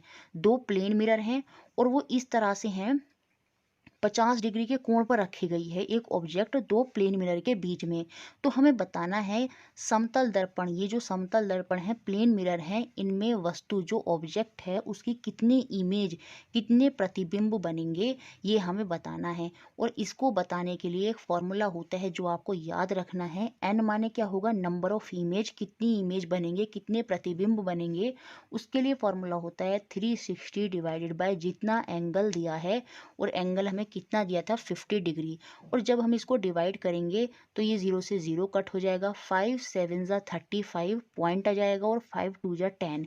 तो यहाँ से हमारी n की वैल्यू कितनी निकल कर आ गई? 7.2। और हम इसको जब राउंड ऑफ करेंगे तो ये n की वैल्यू कितनी हो जाएगी? वो आपकी 7 हो जाएगी, क्योंकि ये 5 से कम है पॉइंट में, तो ये 7 ही रह जाएगी। तो यहाँ से हमारी n की वैल्यू जो नंबर ऑफ इमेज है वो 7 निकल कर आ गई हैं। तो आंसर तो यहाँ पर ऑप्शन नंबर डी ही है 7। लेकिन आपको एक बात याद रखनी है नोट में, जब हम ये चीज़ कर रहे होते हैं, अगर ये नंबर ऑफ इमेज आपका कभी भी इवन आता है, सम आता है, जैसे यहाँ पर तो 7 है, ये विषम है, ऑड है, अगर बाई चांस आंसर आता 6, तो उस केस में हम उसको हमेशा विषम बनाएंगे, मतलब उसमें से एक को माइनस कर देंगे और तब आंसर हो जाता है आपका 5। ठीक है, ये वाली बात इसमें आपको बहुत ध्यान रखनी है कि जब ये नंबर ऑफ इमेज विषम निकल कर आया तो सही है, उसको हम चेंज नहीं करेंगे, क्योंकि रूल यही कहता है जो प्लेन मिरर से जो इमेज बनेंगी, प्रतिबिंब बनेंगे, वो हमेशा ऑड होंगे, विषम होंगे। तो यहाँ पर तो हमारा आंसर ही विषम आया था, इसलिए आंसर हमारा 7 हो गया। लेकिन अगर सपोज हमारा आंसर आता 6 निकल कर, तो ये तो विषम नहीं है, इसको विषम बनाने के लिए, ऑड बनाने के लिए हम इसमें से एक को सब्ट्रैक्ट करते और उस केस में n की वैल्यू कितनी हो जाती, 5 हो जाती। और सपोज अगर हमारी n की वैल्यू 8 निकल कर आती, तब भी हम उसमें से एक माइनस करते और आंसर आपका कितना होता, 7 होता। तो जो इमेज बनेंगी वो हमेशा ऑड होंगी, वो आपकी विषम होंगी। तो ऑप्शन डी यहाँ पर बिल्कुल सही है, 7। नेक्स्ट क्वेश्चन, क्वेश्चन नंबर 8 जो एग्जाम में पूछा गया वो ये था, 27 kilogram weight is equivalent to 27 kilogram भार तुल्य होता है कितने के, ये हमें बताना है। तो बेसिकली हमें केजी को न्यूटन में कन्वर्ट करना था और ये वैल्यू पता होनी चाहिए।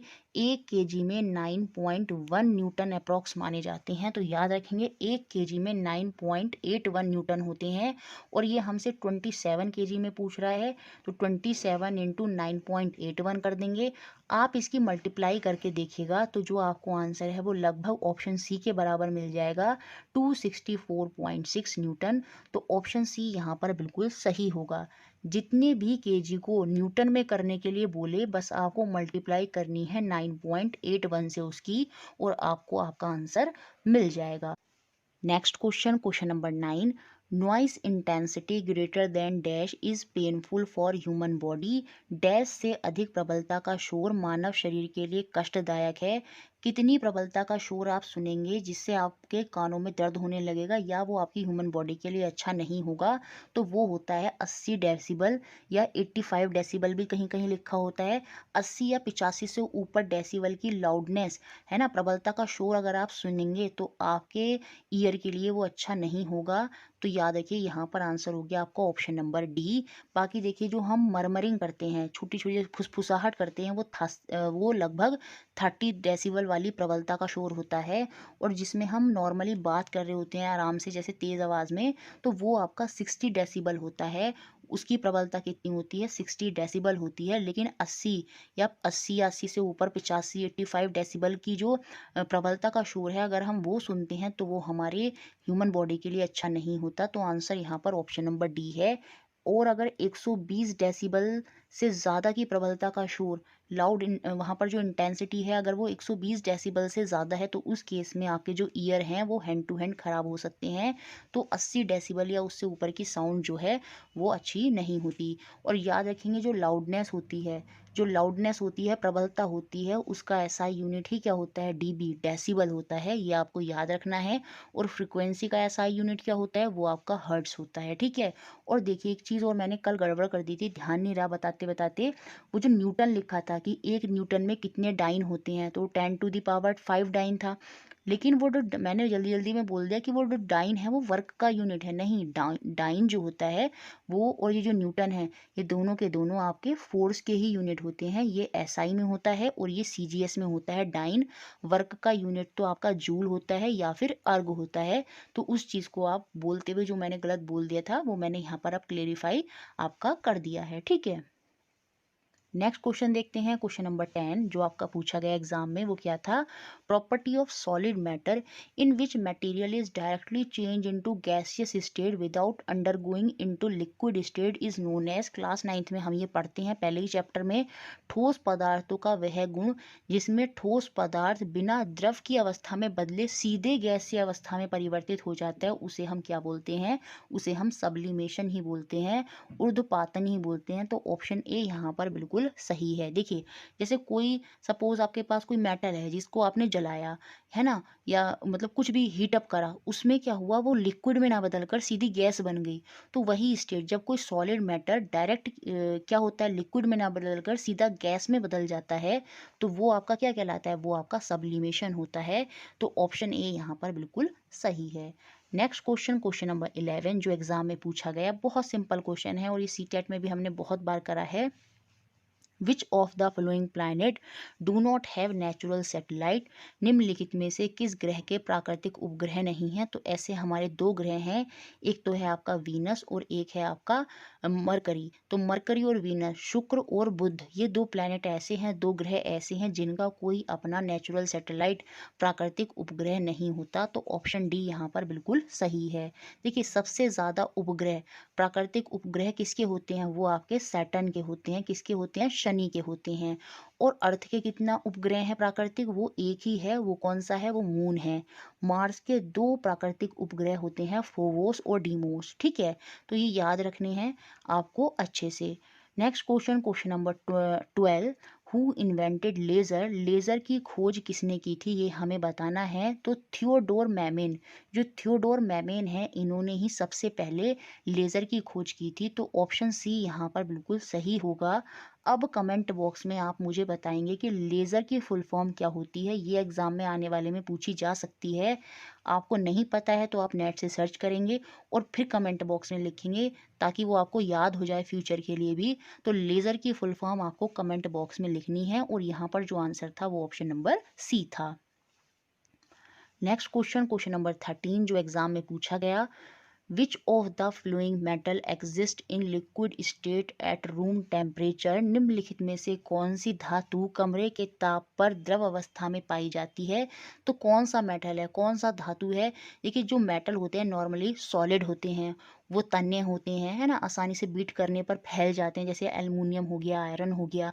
तो मेटल की प्रॉपर्टी होती है कि वो ठोस होते हैं, इलेक्ट्रिसिटी के अच्छे चालक होते हैं, है ना, ऊष्मा जो होती है, हीट जो होती है, वो उसमें आसानी से फ्लो हो जाती है धातुओं में से।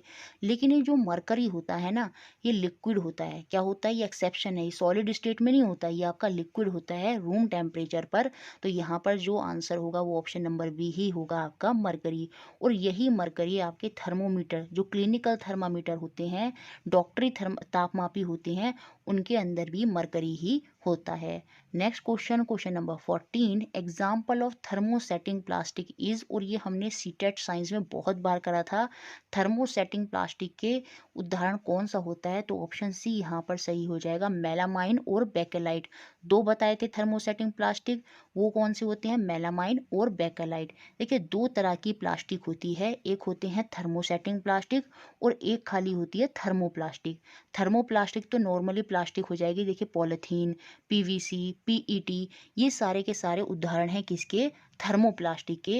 ये वो प्लास्टिक होती है जिसको हम हीट करते हैं तो वो पिघल जाती है आसानी से। तो वो तो आपकी थर्मोप्लास्टिक होते हैं, जैसे पॉलीथीन, पीवीसी और पैड। लेकिन जो थर्मोसेटिंग होते हैं ना, ये आसानी से नहीं पिघलते, इनको पिघालना बहुत मुश्किल होता है, और एक बार पिघल जाते हैं तो ये फिर से ऐसा नहीं कि वापस उसी स्टेट में आ जाएंगे। तो वो आपके थर्मोसेटिंग प्लास्टिक होते हैं। और ये जो थर्मोसेटिंग प्लास्टिक है, ये आपके स्विचेज में, जो आपका टीवी का कैबिनेट होता है, वहाँ पर यूज़ करे जाते हैं, ताकि जो प्लास्टिक है वो आसानी से ना पिघले। तो उसके जो एग्जाम्पल होते हैं वो होते हैं आपके मेलामाइन और बेकेलाइट। तो यहाँ पर आंसर है option number C, melamine. Next question, question number 15, polymer of cotton is? कपास का बहुलक बताना है, क्या होगा? तो वो सीधा सा आंसर होगा ऑप्शन नंबर ए, सेलुलोज जो होता है वो आपका पॉलीमर होता है कॉटन का। Next question, question number 16, maximum number of electron in an orbit of an atom is determined by?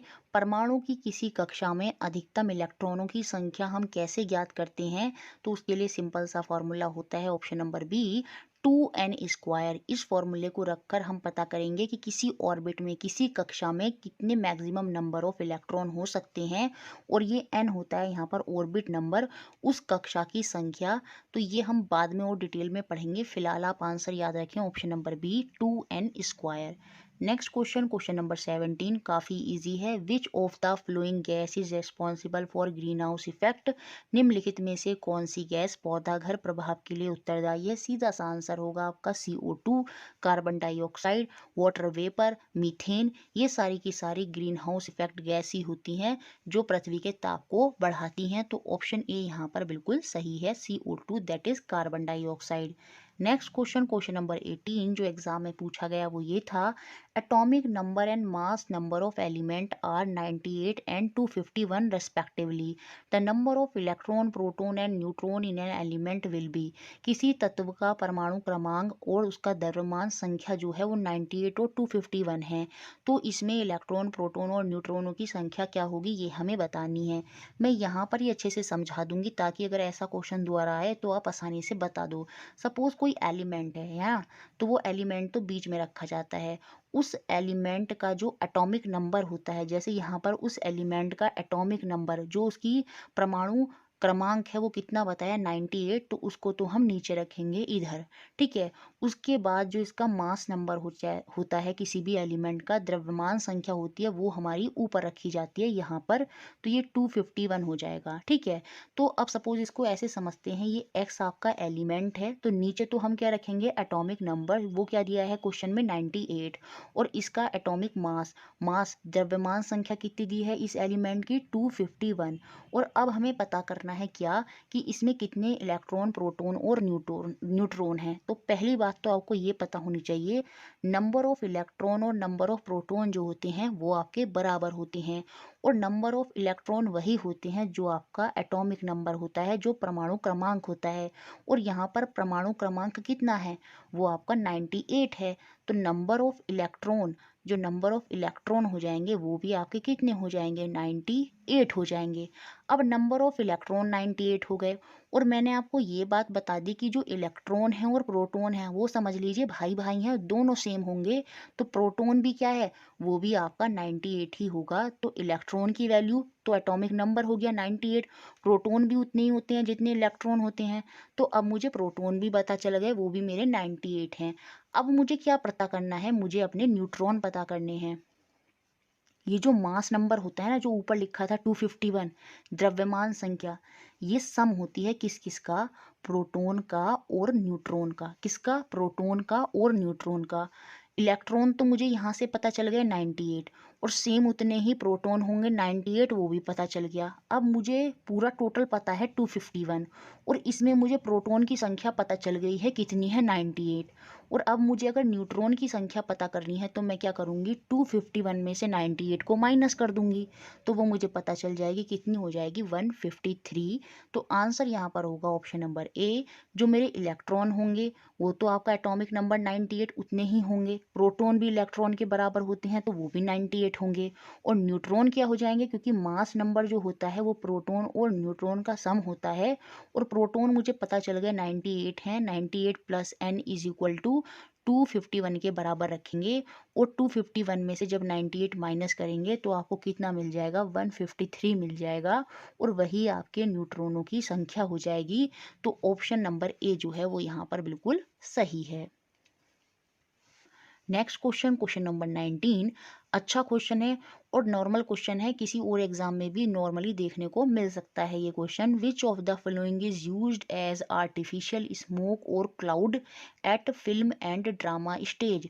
Film एवं नाटक के मंच पर कृत्रिम धुआं अथवा बादल दर्शाने के लिए निम्नलिखित में से किसका उपयोग किया जाता है? तो वो आपकी लिक्विड नाइट्रोजन होती है, द्रव नाइट्रोजन, ये बिल्कुल याद रखना है। लिक्विड नाइट्रोजन यहाँ पर आंसर हो जाएगा option number D. Next question, question number 20, which of the following product is used for construction of road? निम्नलिखित में से कौन सा उत्पाद सड़क बनाने के काम में लिया जाता है? और ये हमने सीटेट साइंस में भी पढ़ा था। देखिए जिन बच्चों ने सीटेट साइंस की क्लास ली हैं उनके 20 में से 6 से 7 क्वेश्चन तो यहीं कवर हो जाएंगे, क्योंकि काफ़ी चीज़ें हमने पढ़ी हुई हैं। देखिए कंस्ट्रक्शन ऑफ रोड में पेट्रोलियम का एक प्रोडक्ट होता है जिसको हम क्या बोलते हैं, बिटुमेन, उसी का प्रयोग किया जाता है आजकल रोड बनाने में।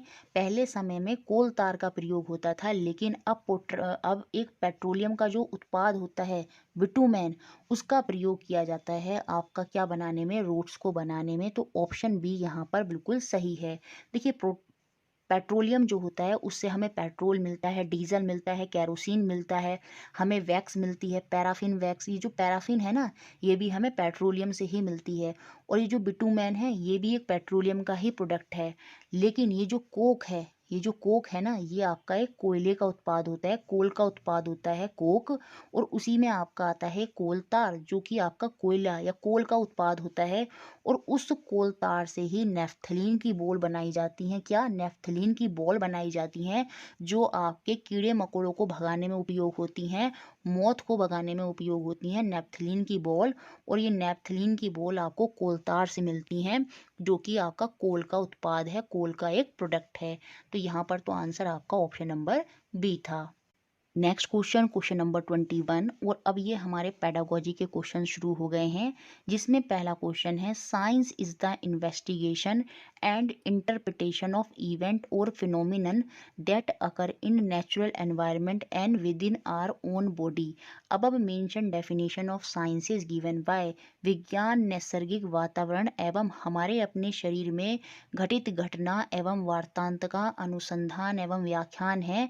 और ये विज्ञान की परिभाषा किसने दी है? तो ये परिभाषा दी है जे जैकोब्सन। तो ऑप्शन नंबर सी यहाँ पर बिल्कुल सही होगा। और ये याद करने वाला ही है। इस तरह के जो क्वेश्चन होते हैं इनके आंसर आप दे भी सकते हैं, नहीं भी दे पाएंगे, क्योंकि ये कुछ भी आपसे पूछ सकते हैं।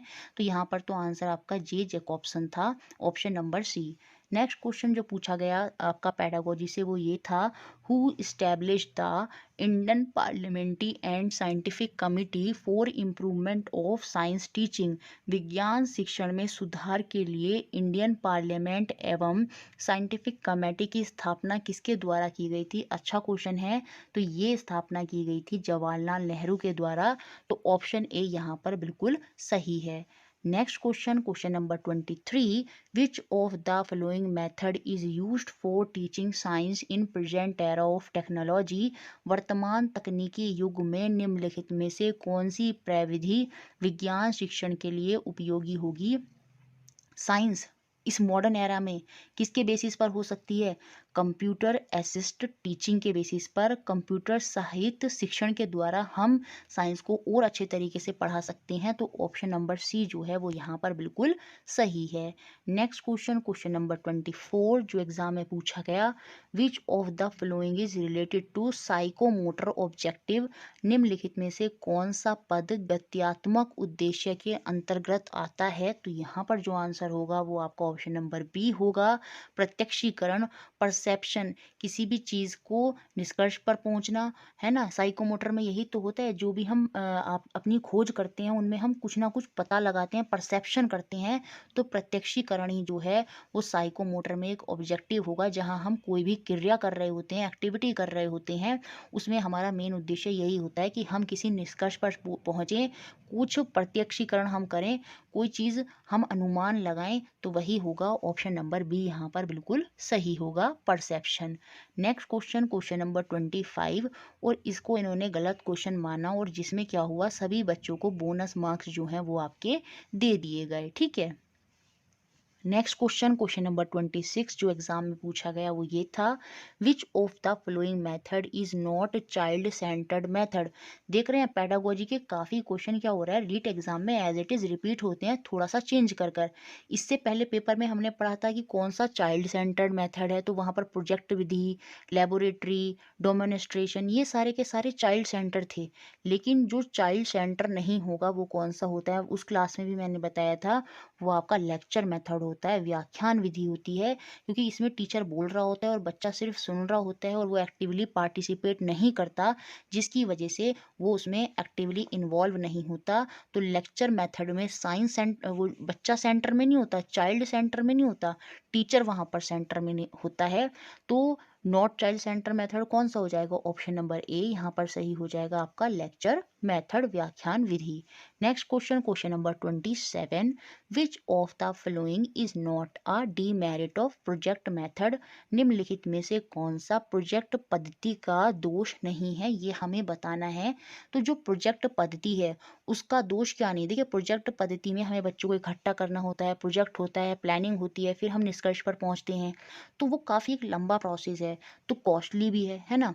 और क्या होता है, शिक्षण अपूर्ण एवं विसंकलन होता है, डिसकंटिन्यूअस होता है, और टीचर जो है यहाँ पर पूरी रूप से शामिल नहीं होता है ना। और प्रोजेक्ट में क्या होता है, कार्य दे दिया जाता है ना, और वो डिसकंटिन्यूअस है, ऐसा नहीं कि रोज हो रहा है, उसमें कार्य दे दिया गया तो हो सकता है बच्चे ने आज करा, बच्चा नहीं करेगा, तो ये इसकी एक डिमेरिट है। अवेलेबिलिटी ऑफ रेफरेंस बुक, देखिए प्रोजेक्ट कार्य तो आपने दिया है, लेकिन बच्चे क्या करेंगे, डिट्टो नेट से जाएंगे और उसको कॉपी कर देंगे, जिसकी वजह से क्या होता है, ये प्रोजेक्ट मेथड जो है सफल नहीं हो पाता, तो ये भी इसकी एक डीमेरिट है। लेकिन इसका जो डीमेरिट है, जो इसका दोष है, वो ये नहीं होगा रिलेट विद रियल लाइफ, ये कोई इसका दोष नहीं है, ये तो एक इसका पॉजिटिव पॉइंट है कि हमें वास्तविक जीवन से जोड़ता है, तो ऑप्शन डी ही यहाँ पर जो है हो जाएगा, ये कोई भी डीमेरिट नहीं होगी आपकी प्रोजेक्ट पद्धति की। Next question, question number 28, how many main steps are followed in project method? परियोजना विधि में कितने मुख्य सोपान प्रयुक्त होते हैं, ये हमें बताना है। तो यहाँ पर जो आंसर होगा वो ऑप्शन नंबर बी होगा, 4 सोपान होते हैं जो मेन स्टेप होती हैं। सबसे पहले प्रोजेक्ट विधि में क्या होता है, हम क्या करते हैं, जो सिचुएशन होती है उसको क्रिएट करते हैं, उसके बाद उस सिचुएशन में से हम प्रोजेक्ट को चूज़ करते हैं, और जब एक बार हमारा प्रोजेक्ट चूज़ हो जाता है उसके बाद हम उस प्रोजेक्ट की प्लानिंग करते हैं, और उसके बाद लास्ट में हम अपने प्रोजेक्ट का एग्जीक्यूशन करते हैं। तो ये आपके 4 मेन स्टेप होते हैं। उसके बाद इवैल्यूएशन भी होता है, रिपोर्ट भी तैयार होती है, लेकिन वो मेन स्टेप में नहीं आएंगे। तो मेन स्टेप तो वो आपके 4 ही होंगे। सबसे पहले हमने सिचुएशन क्रिएट करी, फिर हमने प्रोजेक्ट को चूज़ करा, फिर प्लानिंग करी, और लास्ट में हम उसको एग्जीक्यूट करेंगे। तो ऑप्शन बी यहाँ पर बिल्कुल सही है।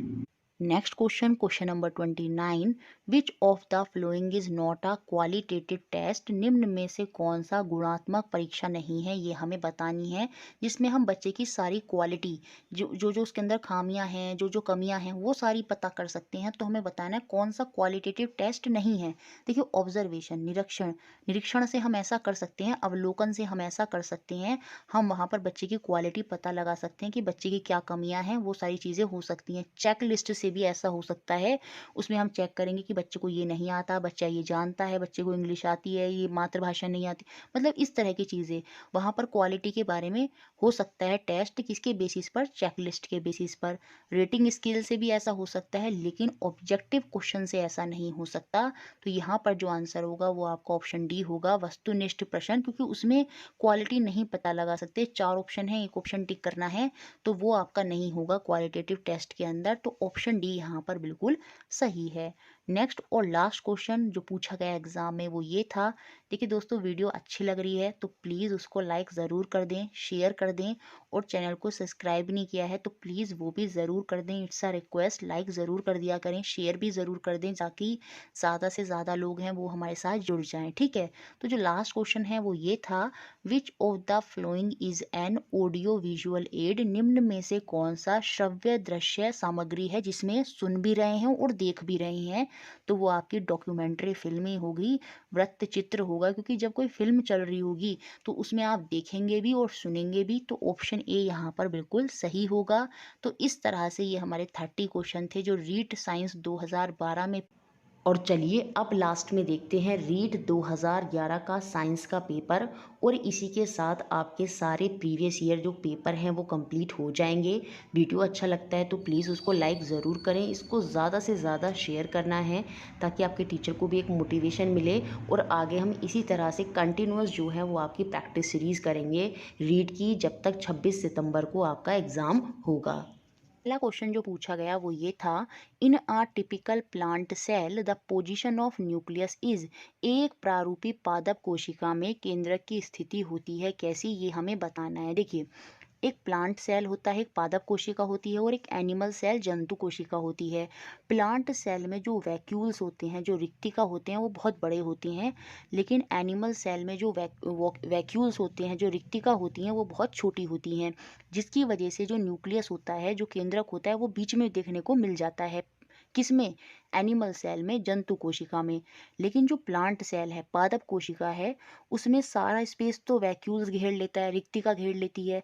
तो जो आपका न्यूक्लियस होता है, वो सेंटर में नहीं होता, वो कोने पर एक एज में आ जाता है, और वो कोने में एज में जो न्यूक्लियस होगा, उसकी पोजीशन क्या कहलाएगी? वो होगी आपकी पेरिफेरल परिधि है। तो ऑप्शन बी जो है वो यहाँ पर बिल्कुल सही हो जाएगा। Next question, question number second, which of the following cell organelles is known as power house of the cell. हमें बताना है कोशिका का कौन सा अंग शक्ति ग्रह कहलाता है, पावर हाउस कहलाता है। तो वो आपका माइटोकॉन्ड्रिया होता है। ऑप्शन डी यहाँ पर बिल्कुल सही हो जाएगा। ये सारे सेल के ही कंपोनेंट हैं, माइटोकॉन्ड्रिया हो चाहे न्यूक्लियस हो। न्यूक्लियस आपके केंद्रक में होता है एनिमल सेल में, और प्लांट सेल में तो बता ही दिया पेरिफेरियल होता है, ठीक है, पेरिफेरल होती है उसकी पोजीशन। और जो न्यूक्लियस होता है, इसके अंदर क्रोमोसोम होते हैं, गुणसूत्र होते हैं, और उन गुणसूत्र के अंदर भी क्या होते हैं? जीन होते हैं। जो जो अनुवांशिकता आती है एक पीढ़ी से दूसरी पीढ़ी में, वो जीन की वजह से ही आती है। और जीन जो होते हैं वो क्रोमोसोम के अंदर होते हैं, गुणसूत्र के अंदर। और ये जो क्रोमोसोम होते हैं वो आपके न्यूक्लियस के अंदर होते हैं, केंद्रक के अंदर होते हैं। और ये जो केंद्रक होता है ना, इसकी जो लेयर होती है बाहरी वाली, ये क्या कहलाती है? आपकी न्यूक्लियोल्स कहलाती है, केंद्रिका कहलाती है। और ये जो गोल्जी बॉडी है, गोल्जी काय जो होते हैं, ये सेल के अंदर ही होते हैं ये भी, ठीक है। नेक्स्ट क्वेश्चन देखते हैं, क्वेश्चन नंबर 3। तो यहाँ पर तो आंसर आपका ऑप्शन नंबर डी था, माइटोकॉन्ड्रिया। क्वेश्चन नंबर 3 है, the longest stage of mitosis is. समसूत्री विभाजन में सबसे लंबी प्रावस्था कौन सी होती है? देखिए, हमारी बॉडी में जो सेल होता है, वो धीरे धीरे प्रोसेस में ब्रेक डाउन होकर दो सेल में बदल जाता है, फिर वो सेल भी दो में बदलते हैं। इस तरह से पूरा प्रोसेस चलता रहता है। और हमारी बॉडी के अंदर इस तरह से ट्रिलियंस ऑफ सेल्स होते हैं, है ना, लाखों करोड़ों में हमारी बॉडी के अंदर जो है वो सेल्स होते हैं। तो उनका विभाजन होता रहता है, एक सेल से दो सेल, है ना, फिर वो आगे जाके विभाजित होते हैं। तो ये जो विभाजन की प्रक्रिया है, जिसमें सेल टूट रहे हैं, तो इसमें जो लॉन्गेस्ट स्टेज होती है विभाजन में, वो कौन सी होती है? तो वो आपकी प्रोफेज होती है। यही सबसे लॉन्गेस्ट स्टेज होती है, यहीं पर सबसे ज़्यादा टाइम लगता है। तो ऑप्शन ए यहाँ पर सही हो जाएगा, प्रोफेज ए, ठीक है। Next question, question number 4, viral disease is. और ये हमने सीटेट साइंस में भी काफ़ी करा है। वायरल जनित रोग कौन सा होता है? तो वो आपका पोलियो ही होगा। पोलियो जो है वो वायरस से होता है, तभी इसकी वैक्सीन भी होती है ना। ज़्यादातर वैक्सीन जो होंगी वो वायरस होते हैं उनके लिए होती हैं। बाकी जो कोलेरा है ना, टाइफॉइड है, ये सब बैक्टीरिया से होते हैं। तो वायरस, विषाणु से पूछ रहा था, तो वो आपका पोलियो हो जाएगा। ऑप्शन ए यहाँ पर बिल्कुल सही होगा। नेक्स्ट क्वेश्चन देखते हैं, क्वेश्चन नंबर 5, काफ़ी इजी क्वेश्चन है। Which of the flowing deficiencies in food cause night blindness disease. भोजन में निम्न में से किसकी कमी से रतौंधी रोग हो जाता है? तो नाइट ब्लाइंडनेस, आंखों की समस्या ज़्यादातर कौन सी विटामिन की कमी से होती है? विटामिन ए की कमी से होती हैं। तो यहाँ पर जो आंसर होगा वो आपका ऑप्शन नंबर ए होगा, नाइट ब्लाइंडनेस आपको विटामिन ए से होती है। और विटामिन सी से स्कर्वी हो जाती है। प्रोटीन की कमी से जो आपकी हड्डियां हैं वो वीक हो जाएंगी, और जो आपकी ग्रोथ है वो अच्छे से नहीं हो जाएगी। फैट भी हमारी बॉडी के लिए ज़रूरत होते हैं।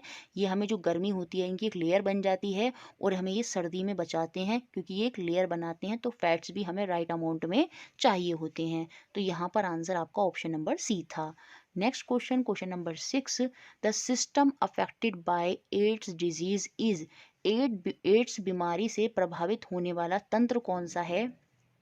एड्स में क्या होता है, जब अगर किसी व्यक्ति को एड्स हो जाती है, अगर उसे जुकाम हो गया तो वो ठीक ही नहीं होगा, है ना। अगर उसके कहीं चोट लग गई तो वो ठीक ही नहीं होगी। मीन्स उसका जो इम्यून सिस्टम है वो खराब हो जाता है। तो जो सिस्टम अफेक्ट होता है एड्स से, वो कौन सा होता है? वो आपका इम्यून सिस्टम होता है, प्रतिरक्षा तंत्र होता है। तो यहाँ पर आंसर होगा आपका option number D. Next question देखते हैं, question number 7, to every action there is always equal and opposite reaction, the statement is known as. प्रत्येक क्रिया के सदैव विपरीत एवं समान प्रतिक्रिया होती है। दीवार पर आप बॉल फेंकेंगे तो बॉल वापस आएगी। तो एवरी एक्शन इक्वल रिएक्शन, ये न्यूटन का कौन सा नियम है? ये सभी को पता होगा ज़्यादातर। तो ये न्यूटन का थर्ड नियम होता है, न्यूटन का थर्ड लॉ यही कहता है। देखिए, न्यूटन का फर्स्ट लॉ जो है वो इनर्शिया पर आधारित है, जड़त्व के सिद्धांत पर आधारित है, जिसमें क्या होता है कि अगर कोई वस्तु स्थिर अवस्था में है तो वो हमेशा स्थिर ही रहेगी, और अगर कोई वस्तु चल रही है, मूव कर रही है, तो वो हमेशा मूव करती रहेगी जब तक उस पर कोई बाह्य बल, एक्सटर्नल फोर्स जो है वो नहीं लगेगा। और न्यूटन का सेकंड लॉ तो हमें force is equal to ma बताता है। तो ये सारे न्यूटन के नियम होते हैं, पहला, दूसरा और तीसरा। तो यहाँ पर आंसर था ऑप्शन नंबर सी, न्यूटन का तीसरा नियम। Next question, question number 8, the rate of doing work is known as, कार्य करने की दर क्या कहलाती है? और ये क्लास 10th में हम पढ़ते हैं, ये आपकी पावर कहलाती है, शक्ति कहलाती है। तो ऑप्शन सी यहाँ पर बिल्कुल सही होगा। Next question, which method of heat transmission does not require any medium, ऊर्जा ऊष्मा संचरण की कौन सी विधि में माध्यम की आवश्यकता नहीं होती? ये 2011 में आया क्वेश्चन, और ये उसके बाद जो नेक्स्ट पेपर हुआ था हमारा 2012 में, उसमें भी यही क्वेश्चन पूछा गया है। इसका मतलब प्रीवियस ईयर क्वेश्चन जो है वो रिपीट होते हैं। तो ये बहुत ज़्यादा इंपॉर्टेंट है, लास्ट टाइम पे भी इनको ज़रूर देखिएगा। तो जो हीट का ट्रांसमिशन जिसमें किसी मीडियम की रिक्वायरमेंट नहीं होती, तो वो आपका रेडिएशन होता है, विकिरण होता है। जैसे सन से जो अर्थ तक लाइट आती है, उसको किसी मीडियम, वहाँ से हीट का ट्रांसफ़र भी हो रहा है, और उस केस में जो स्पेस है वहाँ पर वैक्यूम है, कोई भी पार्टिकल वहाँ पर नहीं है, लेकिन फिर भी हीट का ट्रांसफ़र हो रहा है, नहीं हो रहा है, तो उसको किसी मीडियम की ज़रूरत नहीं हो रही। और वही जो मेथड है वो आपका रेडिएशन होता है, विकिरण होता है।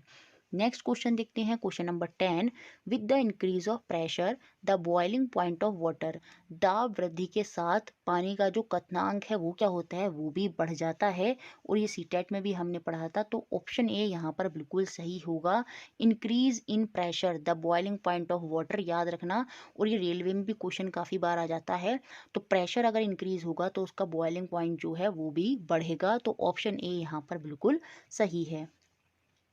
नेक्स्ट क्वेश्चन जो पूछा गया वो ये है, property of sublimation is found in, ये जो प्रॉपर्टी ऑफ सब्लिमेशन होता है, सब्लिमेशन जिसे हम क्या बोलते हैं, ऊर्ध्वपातन बोलते हैं।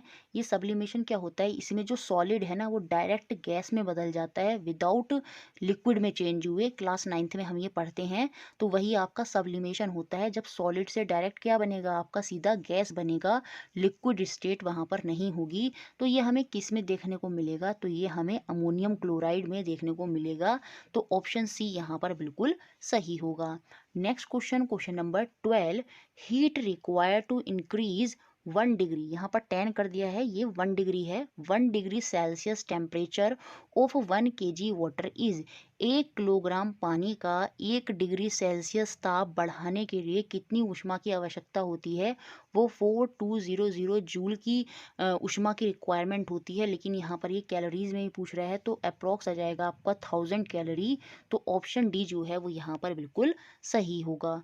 नेक्स्ट क्वेश्चन देखते हैं, question number 13, image formed by a convex spherical lens is, एक उत्तल गोलीय दर्पण से प्रतिबिंब बनता है। ये क्वेश्चन इन्होंने थोड़ा सा गड़बड़ दिया था, और मैंने चेक किया, ये गड़बड़ ही दे रखा है। यहाँ पर तो लेंस लिखा है क्वेश्चन पेपर में, और यहाँ दर्पण लिखा है। दर्पण का मतलब होता है मिरर। असल में ये लेंस की जगह यहाँ पर भी मिरर है, और इसमें किसी को बोनस मार्क्स नहीं मिला। इसका मतलब इन्होंने इसको मिरर माना। मिरर इसलिए माना क्योंकि मिरर से ही आंसर मिल सकता है। अगर आप इसको लेंस मानेंगे, कॉन्वेक्स लेंस, तो वहाँ पर आंसर नहीं मिल पाएगा। क्योंकि हमने सीटेट साइंस में भी पढ़ा था, जो कॉन्वेक्स लेंस होते हैं उनमें आपकी इमेज जो होती है वो आभासी भी बनती है और वास्तविक भी बनती है। प्रतिबिंब उल्टा भी बनता है और सीधा भी बनता है। तो फिर यहाँ पर एक से ज़्यादा ऑप्शन सही हो जाएंगे। तो इसलिए ये लेंस नहीं है, ये क्या है, मिरर है। दर्पण ही था। प्रतिबिंब जो पूछ रहा है वो किस में पूछ रहा है, वो मिरर में पूछ रहा है।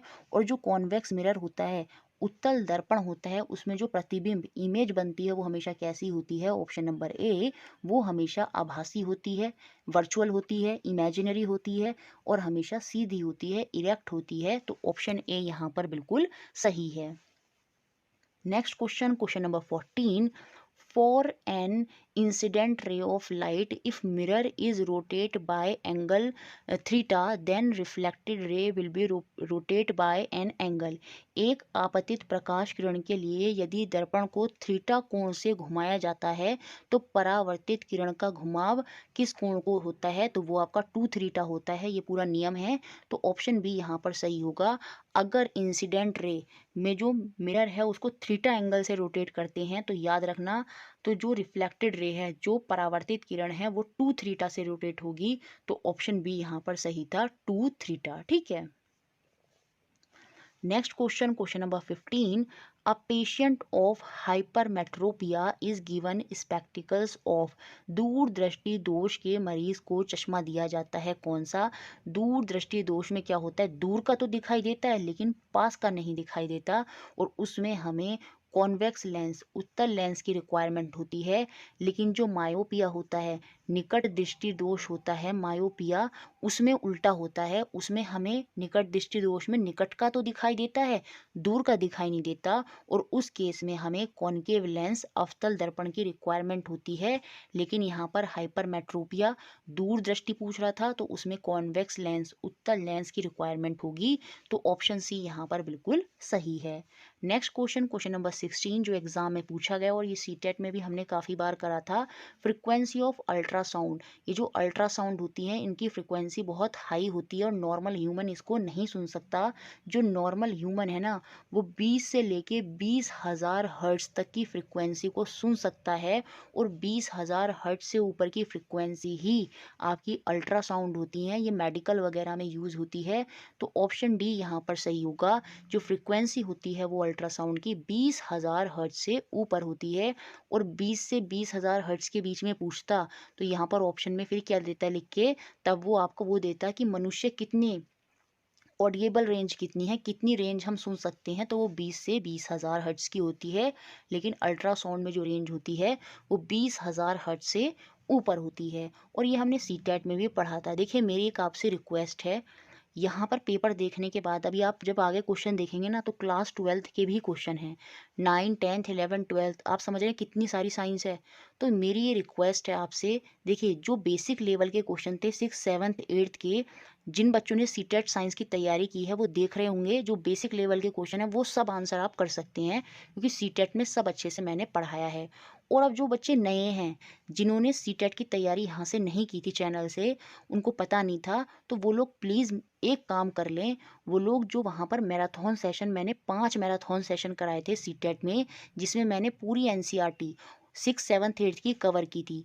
अब देखिए आप कंफ्यूज मत होइए, एनसीईआरटी हो चाहे आपकी राजस्थान बोर्ड की बुक हो, इनका सबका सिलेबस सेम ही है ना, 6, 7th, 8th का। तो प्लीज़ उन 5 मैराथन सेशन को ज़रूर देख लें, उससे ये हेल्प हो जाएगी कि जो 6, 7th, 8th के बेसिक क्वेश्चन आने हैं वो आप 100% कर देंगे। एक बार उनको देखें और फिर आप प्रीवियस ईयर देखें ना, तो आप देखेंगे कि जो इसमें से 5 से 6 क्वेश्चन हैं आप उनमें से कर देंगे। उसके बाद आता है level high, 9, 10th, 11th, 12th। तो मेरा फोकस जो रहेगा ना वो 9, 10th, 11th, 12th की चीज़ें पढ़ाने पर होगा, क्योंकि जो 8 तक की चीज़ें हैं वो मैंने अच्छे से करा दी हैं। वैसे तो हम सिलेबस के अकॉर्डिंग ही करेंगे टॉपिक, लेकिन उसमें लेवल जो है वो मैं ज़्यादा बड़ा ही रखूँगी। तो जो छोटे लेवल की बेसिक चीज़ें हैं वो प्लीज़ आप मैराथन सेशन में ज़रूर देख लें। 5 मैराथन सेशन कराए हैं जिसमें पूरा 6, 7th, 8th की साइंस को कवर अप करा है, उसको आप देखेंगे तो बहुत ज़्यादा बेनिफिट आपको मिलेगा। ठीक है।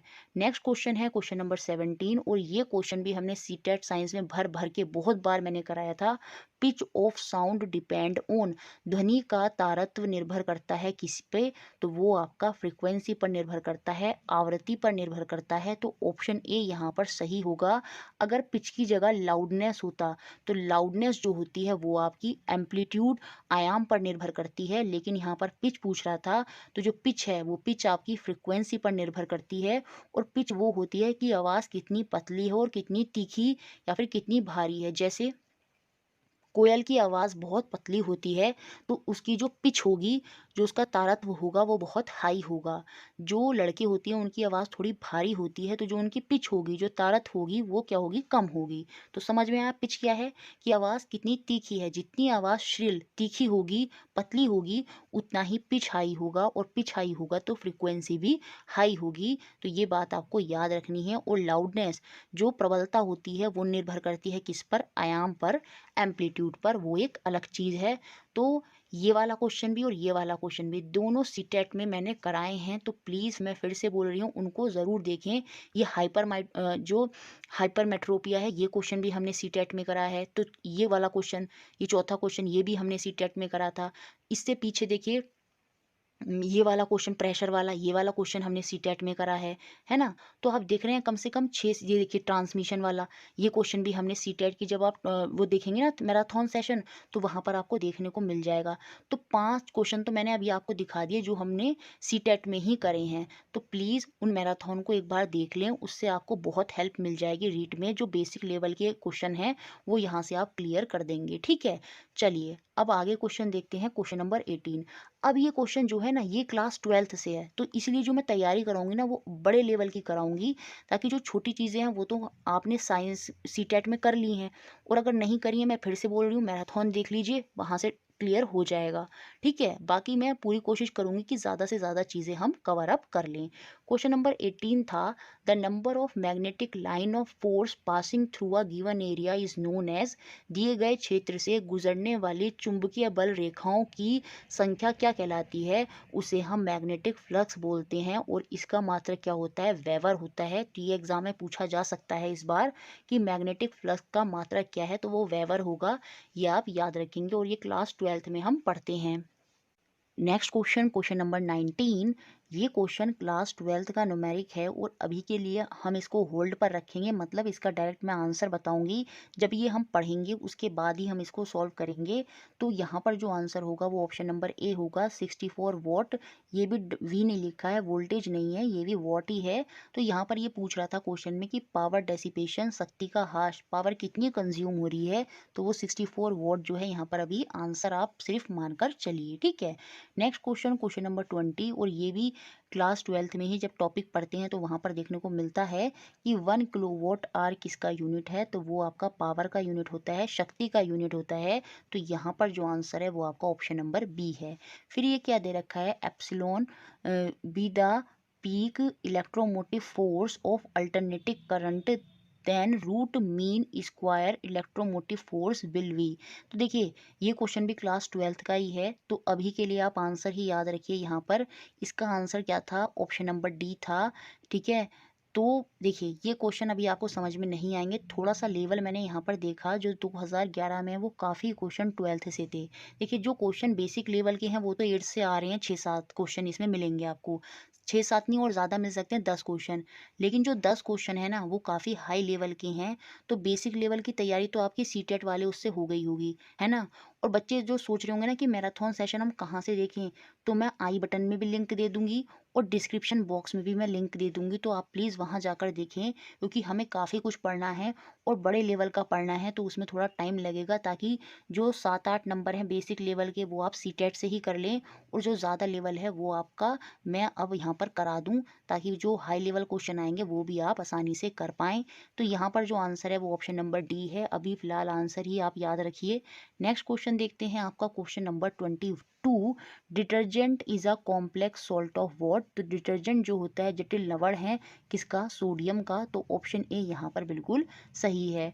Device used to send text and picture is, जो एक क्वेश्चन कंप्यूटर से तो पक्का आना है, क्योंकि एक चैप्टर है वो मैं आपको करा दूंगी, जिससे आपका जो कंप्यूटर का एक क्वेश्चन आएगा वो क्लियर हो जाएगा, ठीक है? तस्वीरें और टेक्स्ट मैसेज जो हम भेजते हैं किस उपकरण का उपयोग करके भेजते हैं, तो देखिए टैली प्रिंटर कुछ नहीं होगा, टेलेक्स नहीं होगा, तो वो फैक्स होगा। तो ऑप्शन नंबर सी जो है वो यहाँ पर हमारा बिल्कुल सही है। नेक्स्ट क्वेश्चन जो पूछा गया वो ये था, which of the following mixture of gases are use in welding of metal, धातुओं की वेल्डिंग के लिए किन गैसों के मिश्रण का उपयोग किया जाता है, उसमें आर्गन, हीलियम, इन सब का यूज़ किया जाता है। कुछ अमाउंट में ऑक्सीजन भी होती है, और आपकी जो एसिटिलीन होती है ये भी होती है। तो ऑप्शन डी यहाँ पर सही होगा, ऑक्सीजन, एसिटिलीन, हीलियम, आर्गन, ये सारी यूज़ होती हैं वेल्डिंग में जो गैसेज होती हैं। तो ऑप्शन डी यहाँ पर सही है। नेक्स्ट क्वेश्चन था, ये थोड़ा आसान था, सिंबल ऑफ टंगस्टन पूछ रहा था एलिमेंट का।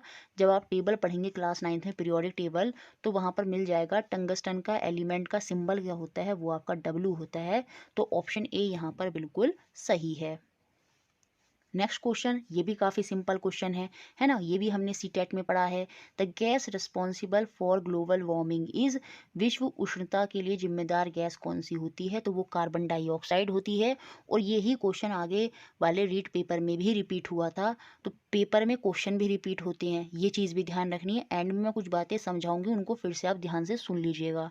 तो यहाँ पर जो आंसर है वो आपका बी होगा, carbon dioxide, vapour, water vapour या मीथेन, ये सारी ग्लोबल वार्मिंग के लिए जिम्मेदार गैस होती हैं। नेक्स्ट क्वेश्चन, क्वेश्चन नंबर 27 जो एग्जाम में पूछा गया, the atomic number of nucleus is equal to, नाभिक का परमाणु क्रमांक बराबर होता है किसके, तो वो हमने कल भी देखा था। जो एटॉमिक नंबर होता है, परमाणु क्रमांक होता है, जो नीचे लिखा होता है और ऊपर एटॉमिक मास होता है आपका, है ना, भार होता है, द्रव्यमान होता है। तो ये जो एटॉमिक नंबर होता है वो आपका नंबर ऑफ इलेक्ट्रॉन के बराबर होता है। और मैंने ये भी समझाया था जो इलेक्ट्रॉनों की संख्या है वो प्रोटॉनों की संख्याओं के बराबर होती है। तो यहाँ पर जो आंसर हो जाएगा वो ऑप्शन नंबर सी हो जाएगा, प्रोटॉनों की संख्या। एटॉमिक नंबर जो है या तो वो प्रोटॉन की संख्या बोल रहा है या फिर वो इलेक्ट्रॉन की संख्या, लेकिन जो एटॉमिक वेट होता है, जो द्रव्यमान होता है, वो किसका सम होता है, वो आपका प्रोटॉन का और न्यूट्रॉन का सम होता है। तो वहां से हम न्यूट्रॉन भी फिर पता कर लेते हैं। तो फिलहाल आंसर याद रखें, ऑप्शन नंबर सी यहाँ पर सही है। Next question, question number 28। देखिए 2011 के पेपर में एक बात और देखने को मिली कि पेडागोजी के क्वेश्चन नहीं आए, है ना। आगे पेडागोजी के 10-10 क्वेश्चन हमें सब जगह देखने को मिले, लेकिन 2011 के टाइम पर इन्होंने पेडागोजी को ऐड नहीं कर रखा था। और ये पेडागोजी जो है बाद में ऐड करी गई और ये फायदेमंद है। इससे क्या हुआ कि जो 30 क्वेश्चन थे पहले, अब वो क्वेश्चन 20 हो गए। और 20 हो गए तो उसमें जो टफ क्वेश्चन है उनका लेवल भी गिर गया, और जो मीडियम लेवल लेवल के क्वेश्चन है ना वो ज़्यादा हो गए, है ना। बाद वाले पेपर जो हैं वो ज़्यादा आसान हैं, उनमें जो है आपको मिडिल लेवल का देखने को मिल जाएगा। और यहाँ पर तो क्लास 12 तक के भी अच्छे खासे क्वेश्चन हैं, ठीक है। If acid burn occur in a laboratory, then wash with plenty of water and before putting vaseline, which of the following first aid should be perform. देखिए अगर प्रयोगशाला में अम्ल से हाथ वाथ जल जाता है तो पहले तो हमें उसको पानी से धोना चाहिए। वैसलीन लगाने से पहले हमें और कौन सा उपचार करना चाहिए वो हमसे पूछ रहा है। तो पहले हमें सोडियम बाइकार्बोनेट का सॉल्यूशन, जो खाने का सोडा होता है जिसको हम सोडियम बाइकार्बोनेट NaHCO3, ये इसका फॉर्मूला भी होता है, ये पूछा जा सकता है। ये भी पूछा गया है रीट में, फॉर्मूले भी पूछे जाते हैं। तो सोडियम बाइकार्बोनेट का फॉर्मूला क्या होता है, NaHCO3, जिसे हम खाने का सोडा भी बोलते हैं। तो ये सोडियम बाइकार्बोनेट जब हम लगाएंगे तो होगा क्या, और फिर पानी से वॉश करेंगे तो जैसे ही सोडियम बाइकार्बोनेट पानी से रिएक्ट करेगा तो ये क्षारकीय, ये बेसिक प्रॉपर्टी शो करेगा, और एसिड और बेस क्या कर देंगे, फिर उसको न्यूट्रल कर देंगे। तो वैसे तो ये ऑलरेडी एक लवण है, सोडियम बाइकार्बोनेट क्या है, एक सॉल्ट है, एक लवण है, लेकिन पानी के साथ ये क्षारकीय हो जाता है, बेसिक हो जाता है, जिसकी वजह से क्या होगा, जो दर्द है, जो वो जलन है वो कम हो जाएगी। तो ऑप्शन ए यहाँ पर बिल्कुल सही होगा। नेक्स्ट क्वेश्चन, क्वेश्चन नंबर 29 जो एग्जाम में पूछा गया, a place where small animal like termite, fly, earthworm etcetera are cultured according to their habit is called. वह स्थान जहाँ छोटे जंतु जैसे दीमक, मक्खी, केंचुए आदि उनके स्वभाव के अनुसार पाले जाते हैं, उन्हें हम क्या कहते हैं, उन्हें हम टेरिरियम बोलते हैं। तो ऑप्शन नंबर सी यहाँ पर बिल्कुल सही होगा। नेक्स्ट और लास्ट क्वेश्चन जो एग्जाम में पूछा गया वो ये था, which of the following statement is not correct. कौन सा कथन यहाँ पर सही नहीं है ये हमें बताना था। Aims are directive in the educational program, जी हाँ, शिक्षा कार्यक्रम में उद्देश्य दिशा निर्देशन का कार्य करते हैं, बिल्कुल ये बात सही, बिल्कुल सही है। Aim could not be achieved only by school program, जो केवल विद्यार्थी विद्यालय कार्यक्रम द्वारा उद्देश्य प्राप्त नहीं किए जा सकते, ये बात भी सही है। जो आपका एम है डॉक्टर बनना, वो खाली स्कूल लेवल पर थोड़ी अचीव आप कर सकते हैं, तो ये बात भी सही है। Objective can achieve by school program, जो प्राप्य उद्देश्य हैं वो विद्यालय कार्यक्रम द्वारा प्राप्त किए जा सकते हैं, बिल्कुल। ऑब्जेक्टिव आपको क्लियर हो जाएगा स्कूल लेवल पर, लेकिन जो एम है वो आपको स्कूल के बाहर अचीव करना होगा। तो ऑब्जेक्टिव आप डिसाइड कर लेंगे कि अच्छा मुझे ये बनना है ना। तो जो ऑब्जेक्टिव है वो तो स्कूल लेवल पर स्कूल प्रोग्राम से हो जाएगा, लेकिन एम जो है उसके लिए हमें आउटसाइड के एजुकेशनल प्रोग्राम की भी रिक्वायरमेंट होगी अपने एम को कंप्लीट करने के लिए। Aim and objective are same, जी नहीं। एम और ऑब्जेक्टिव जो उद्देश्य है और प्राप्य उद्देश्य समान होते हैं, जी नहीं, ये समान नहीं होते। तो यही बात स्टेटमेंट यहाँ पर गलत थी।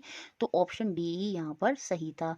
तो इस तरह से ये हमारे 30 क्वेश्चन तो मुझे लगता है ये सीरीज़ आपको बहुत पसंद आई होगी और मैं पूरा मानकर चलती हूँ जो 26 सितंबर को आपका एग्ज़ाम होने वाला है, आप अगर ये प्रीवियस ईयर की सीरीज़ देख कर जाते हैं तो रीट साइंस में 10 से 12 जो क्वेश्चन है वो इसी सीरीज़ से कंप्लीट हो जाएंगे। बाकी आपको जो हमारी पूरी रीट की सीरीज़ कराई गई है सिलेबस वाइज वो आपको देखनी है, और जो कंटिन्यूस आपकी प्रैक्टिस सीरीज़ आएगी 26 सितंबर तक वो आपको देखनी है। और मैं पूरा मान के चलती हूँ कि आप रीट साइंस में बहुत अच्छा स्कोर करेंगे। पैडागोजी के लिए मैंने फिर से बोला है कि आप जो सीटेट साइंस की प्लेलिस्ट में पैडागोजी की क्लासेस हैं वो देखें, वहाँ से आपकी बहुत अच्छी हेल्प हो जाएगी। तो चलिए, thank you very much.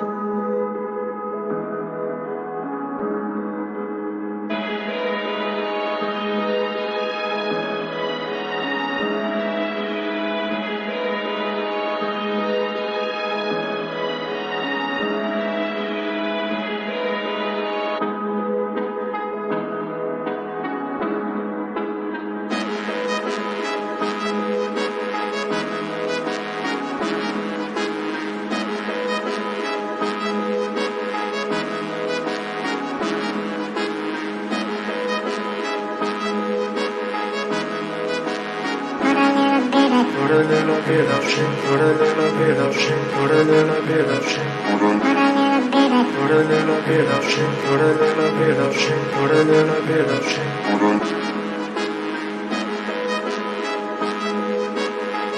Get a little bit of gasoline. Welcome to another crime scene. Get a little bit of gasoline. Welcome to another crime scene. Get a little bit of gasoline.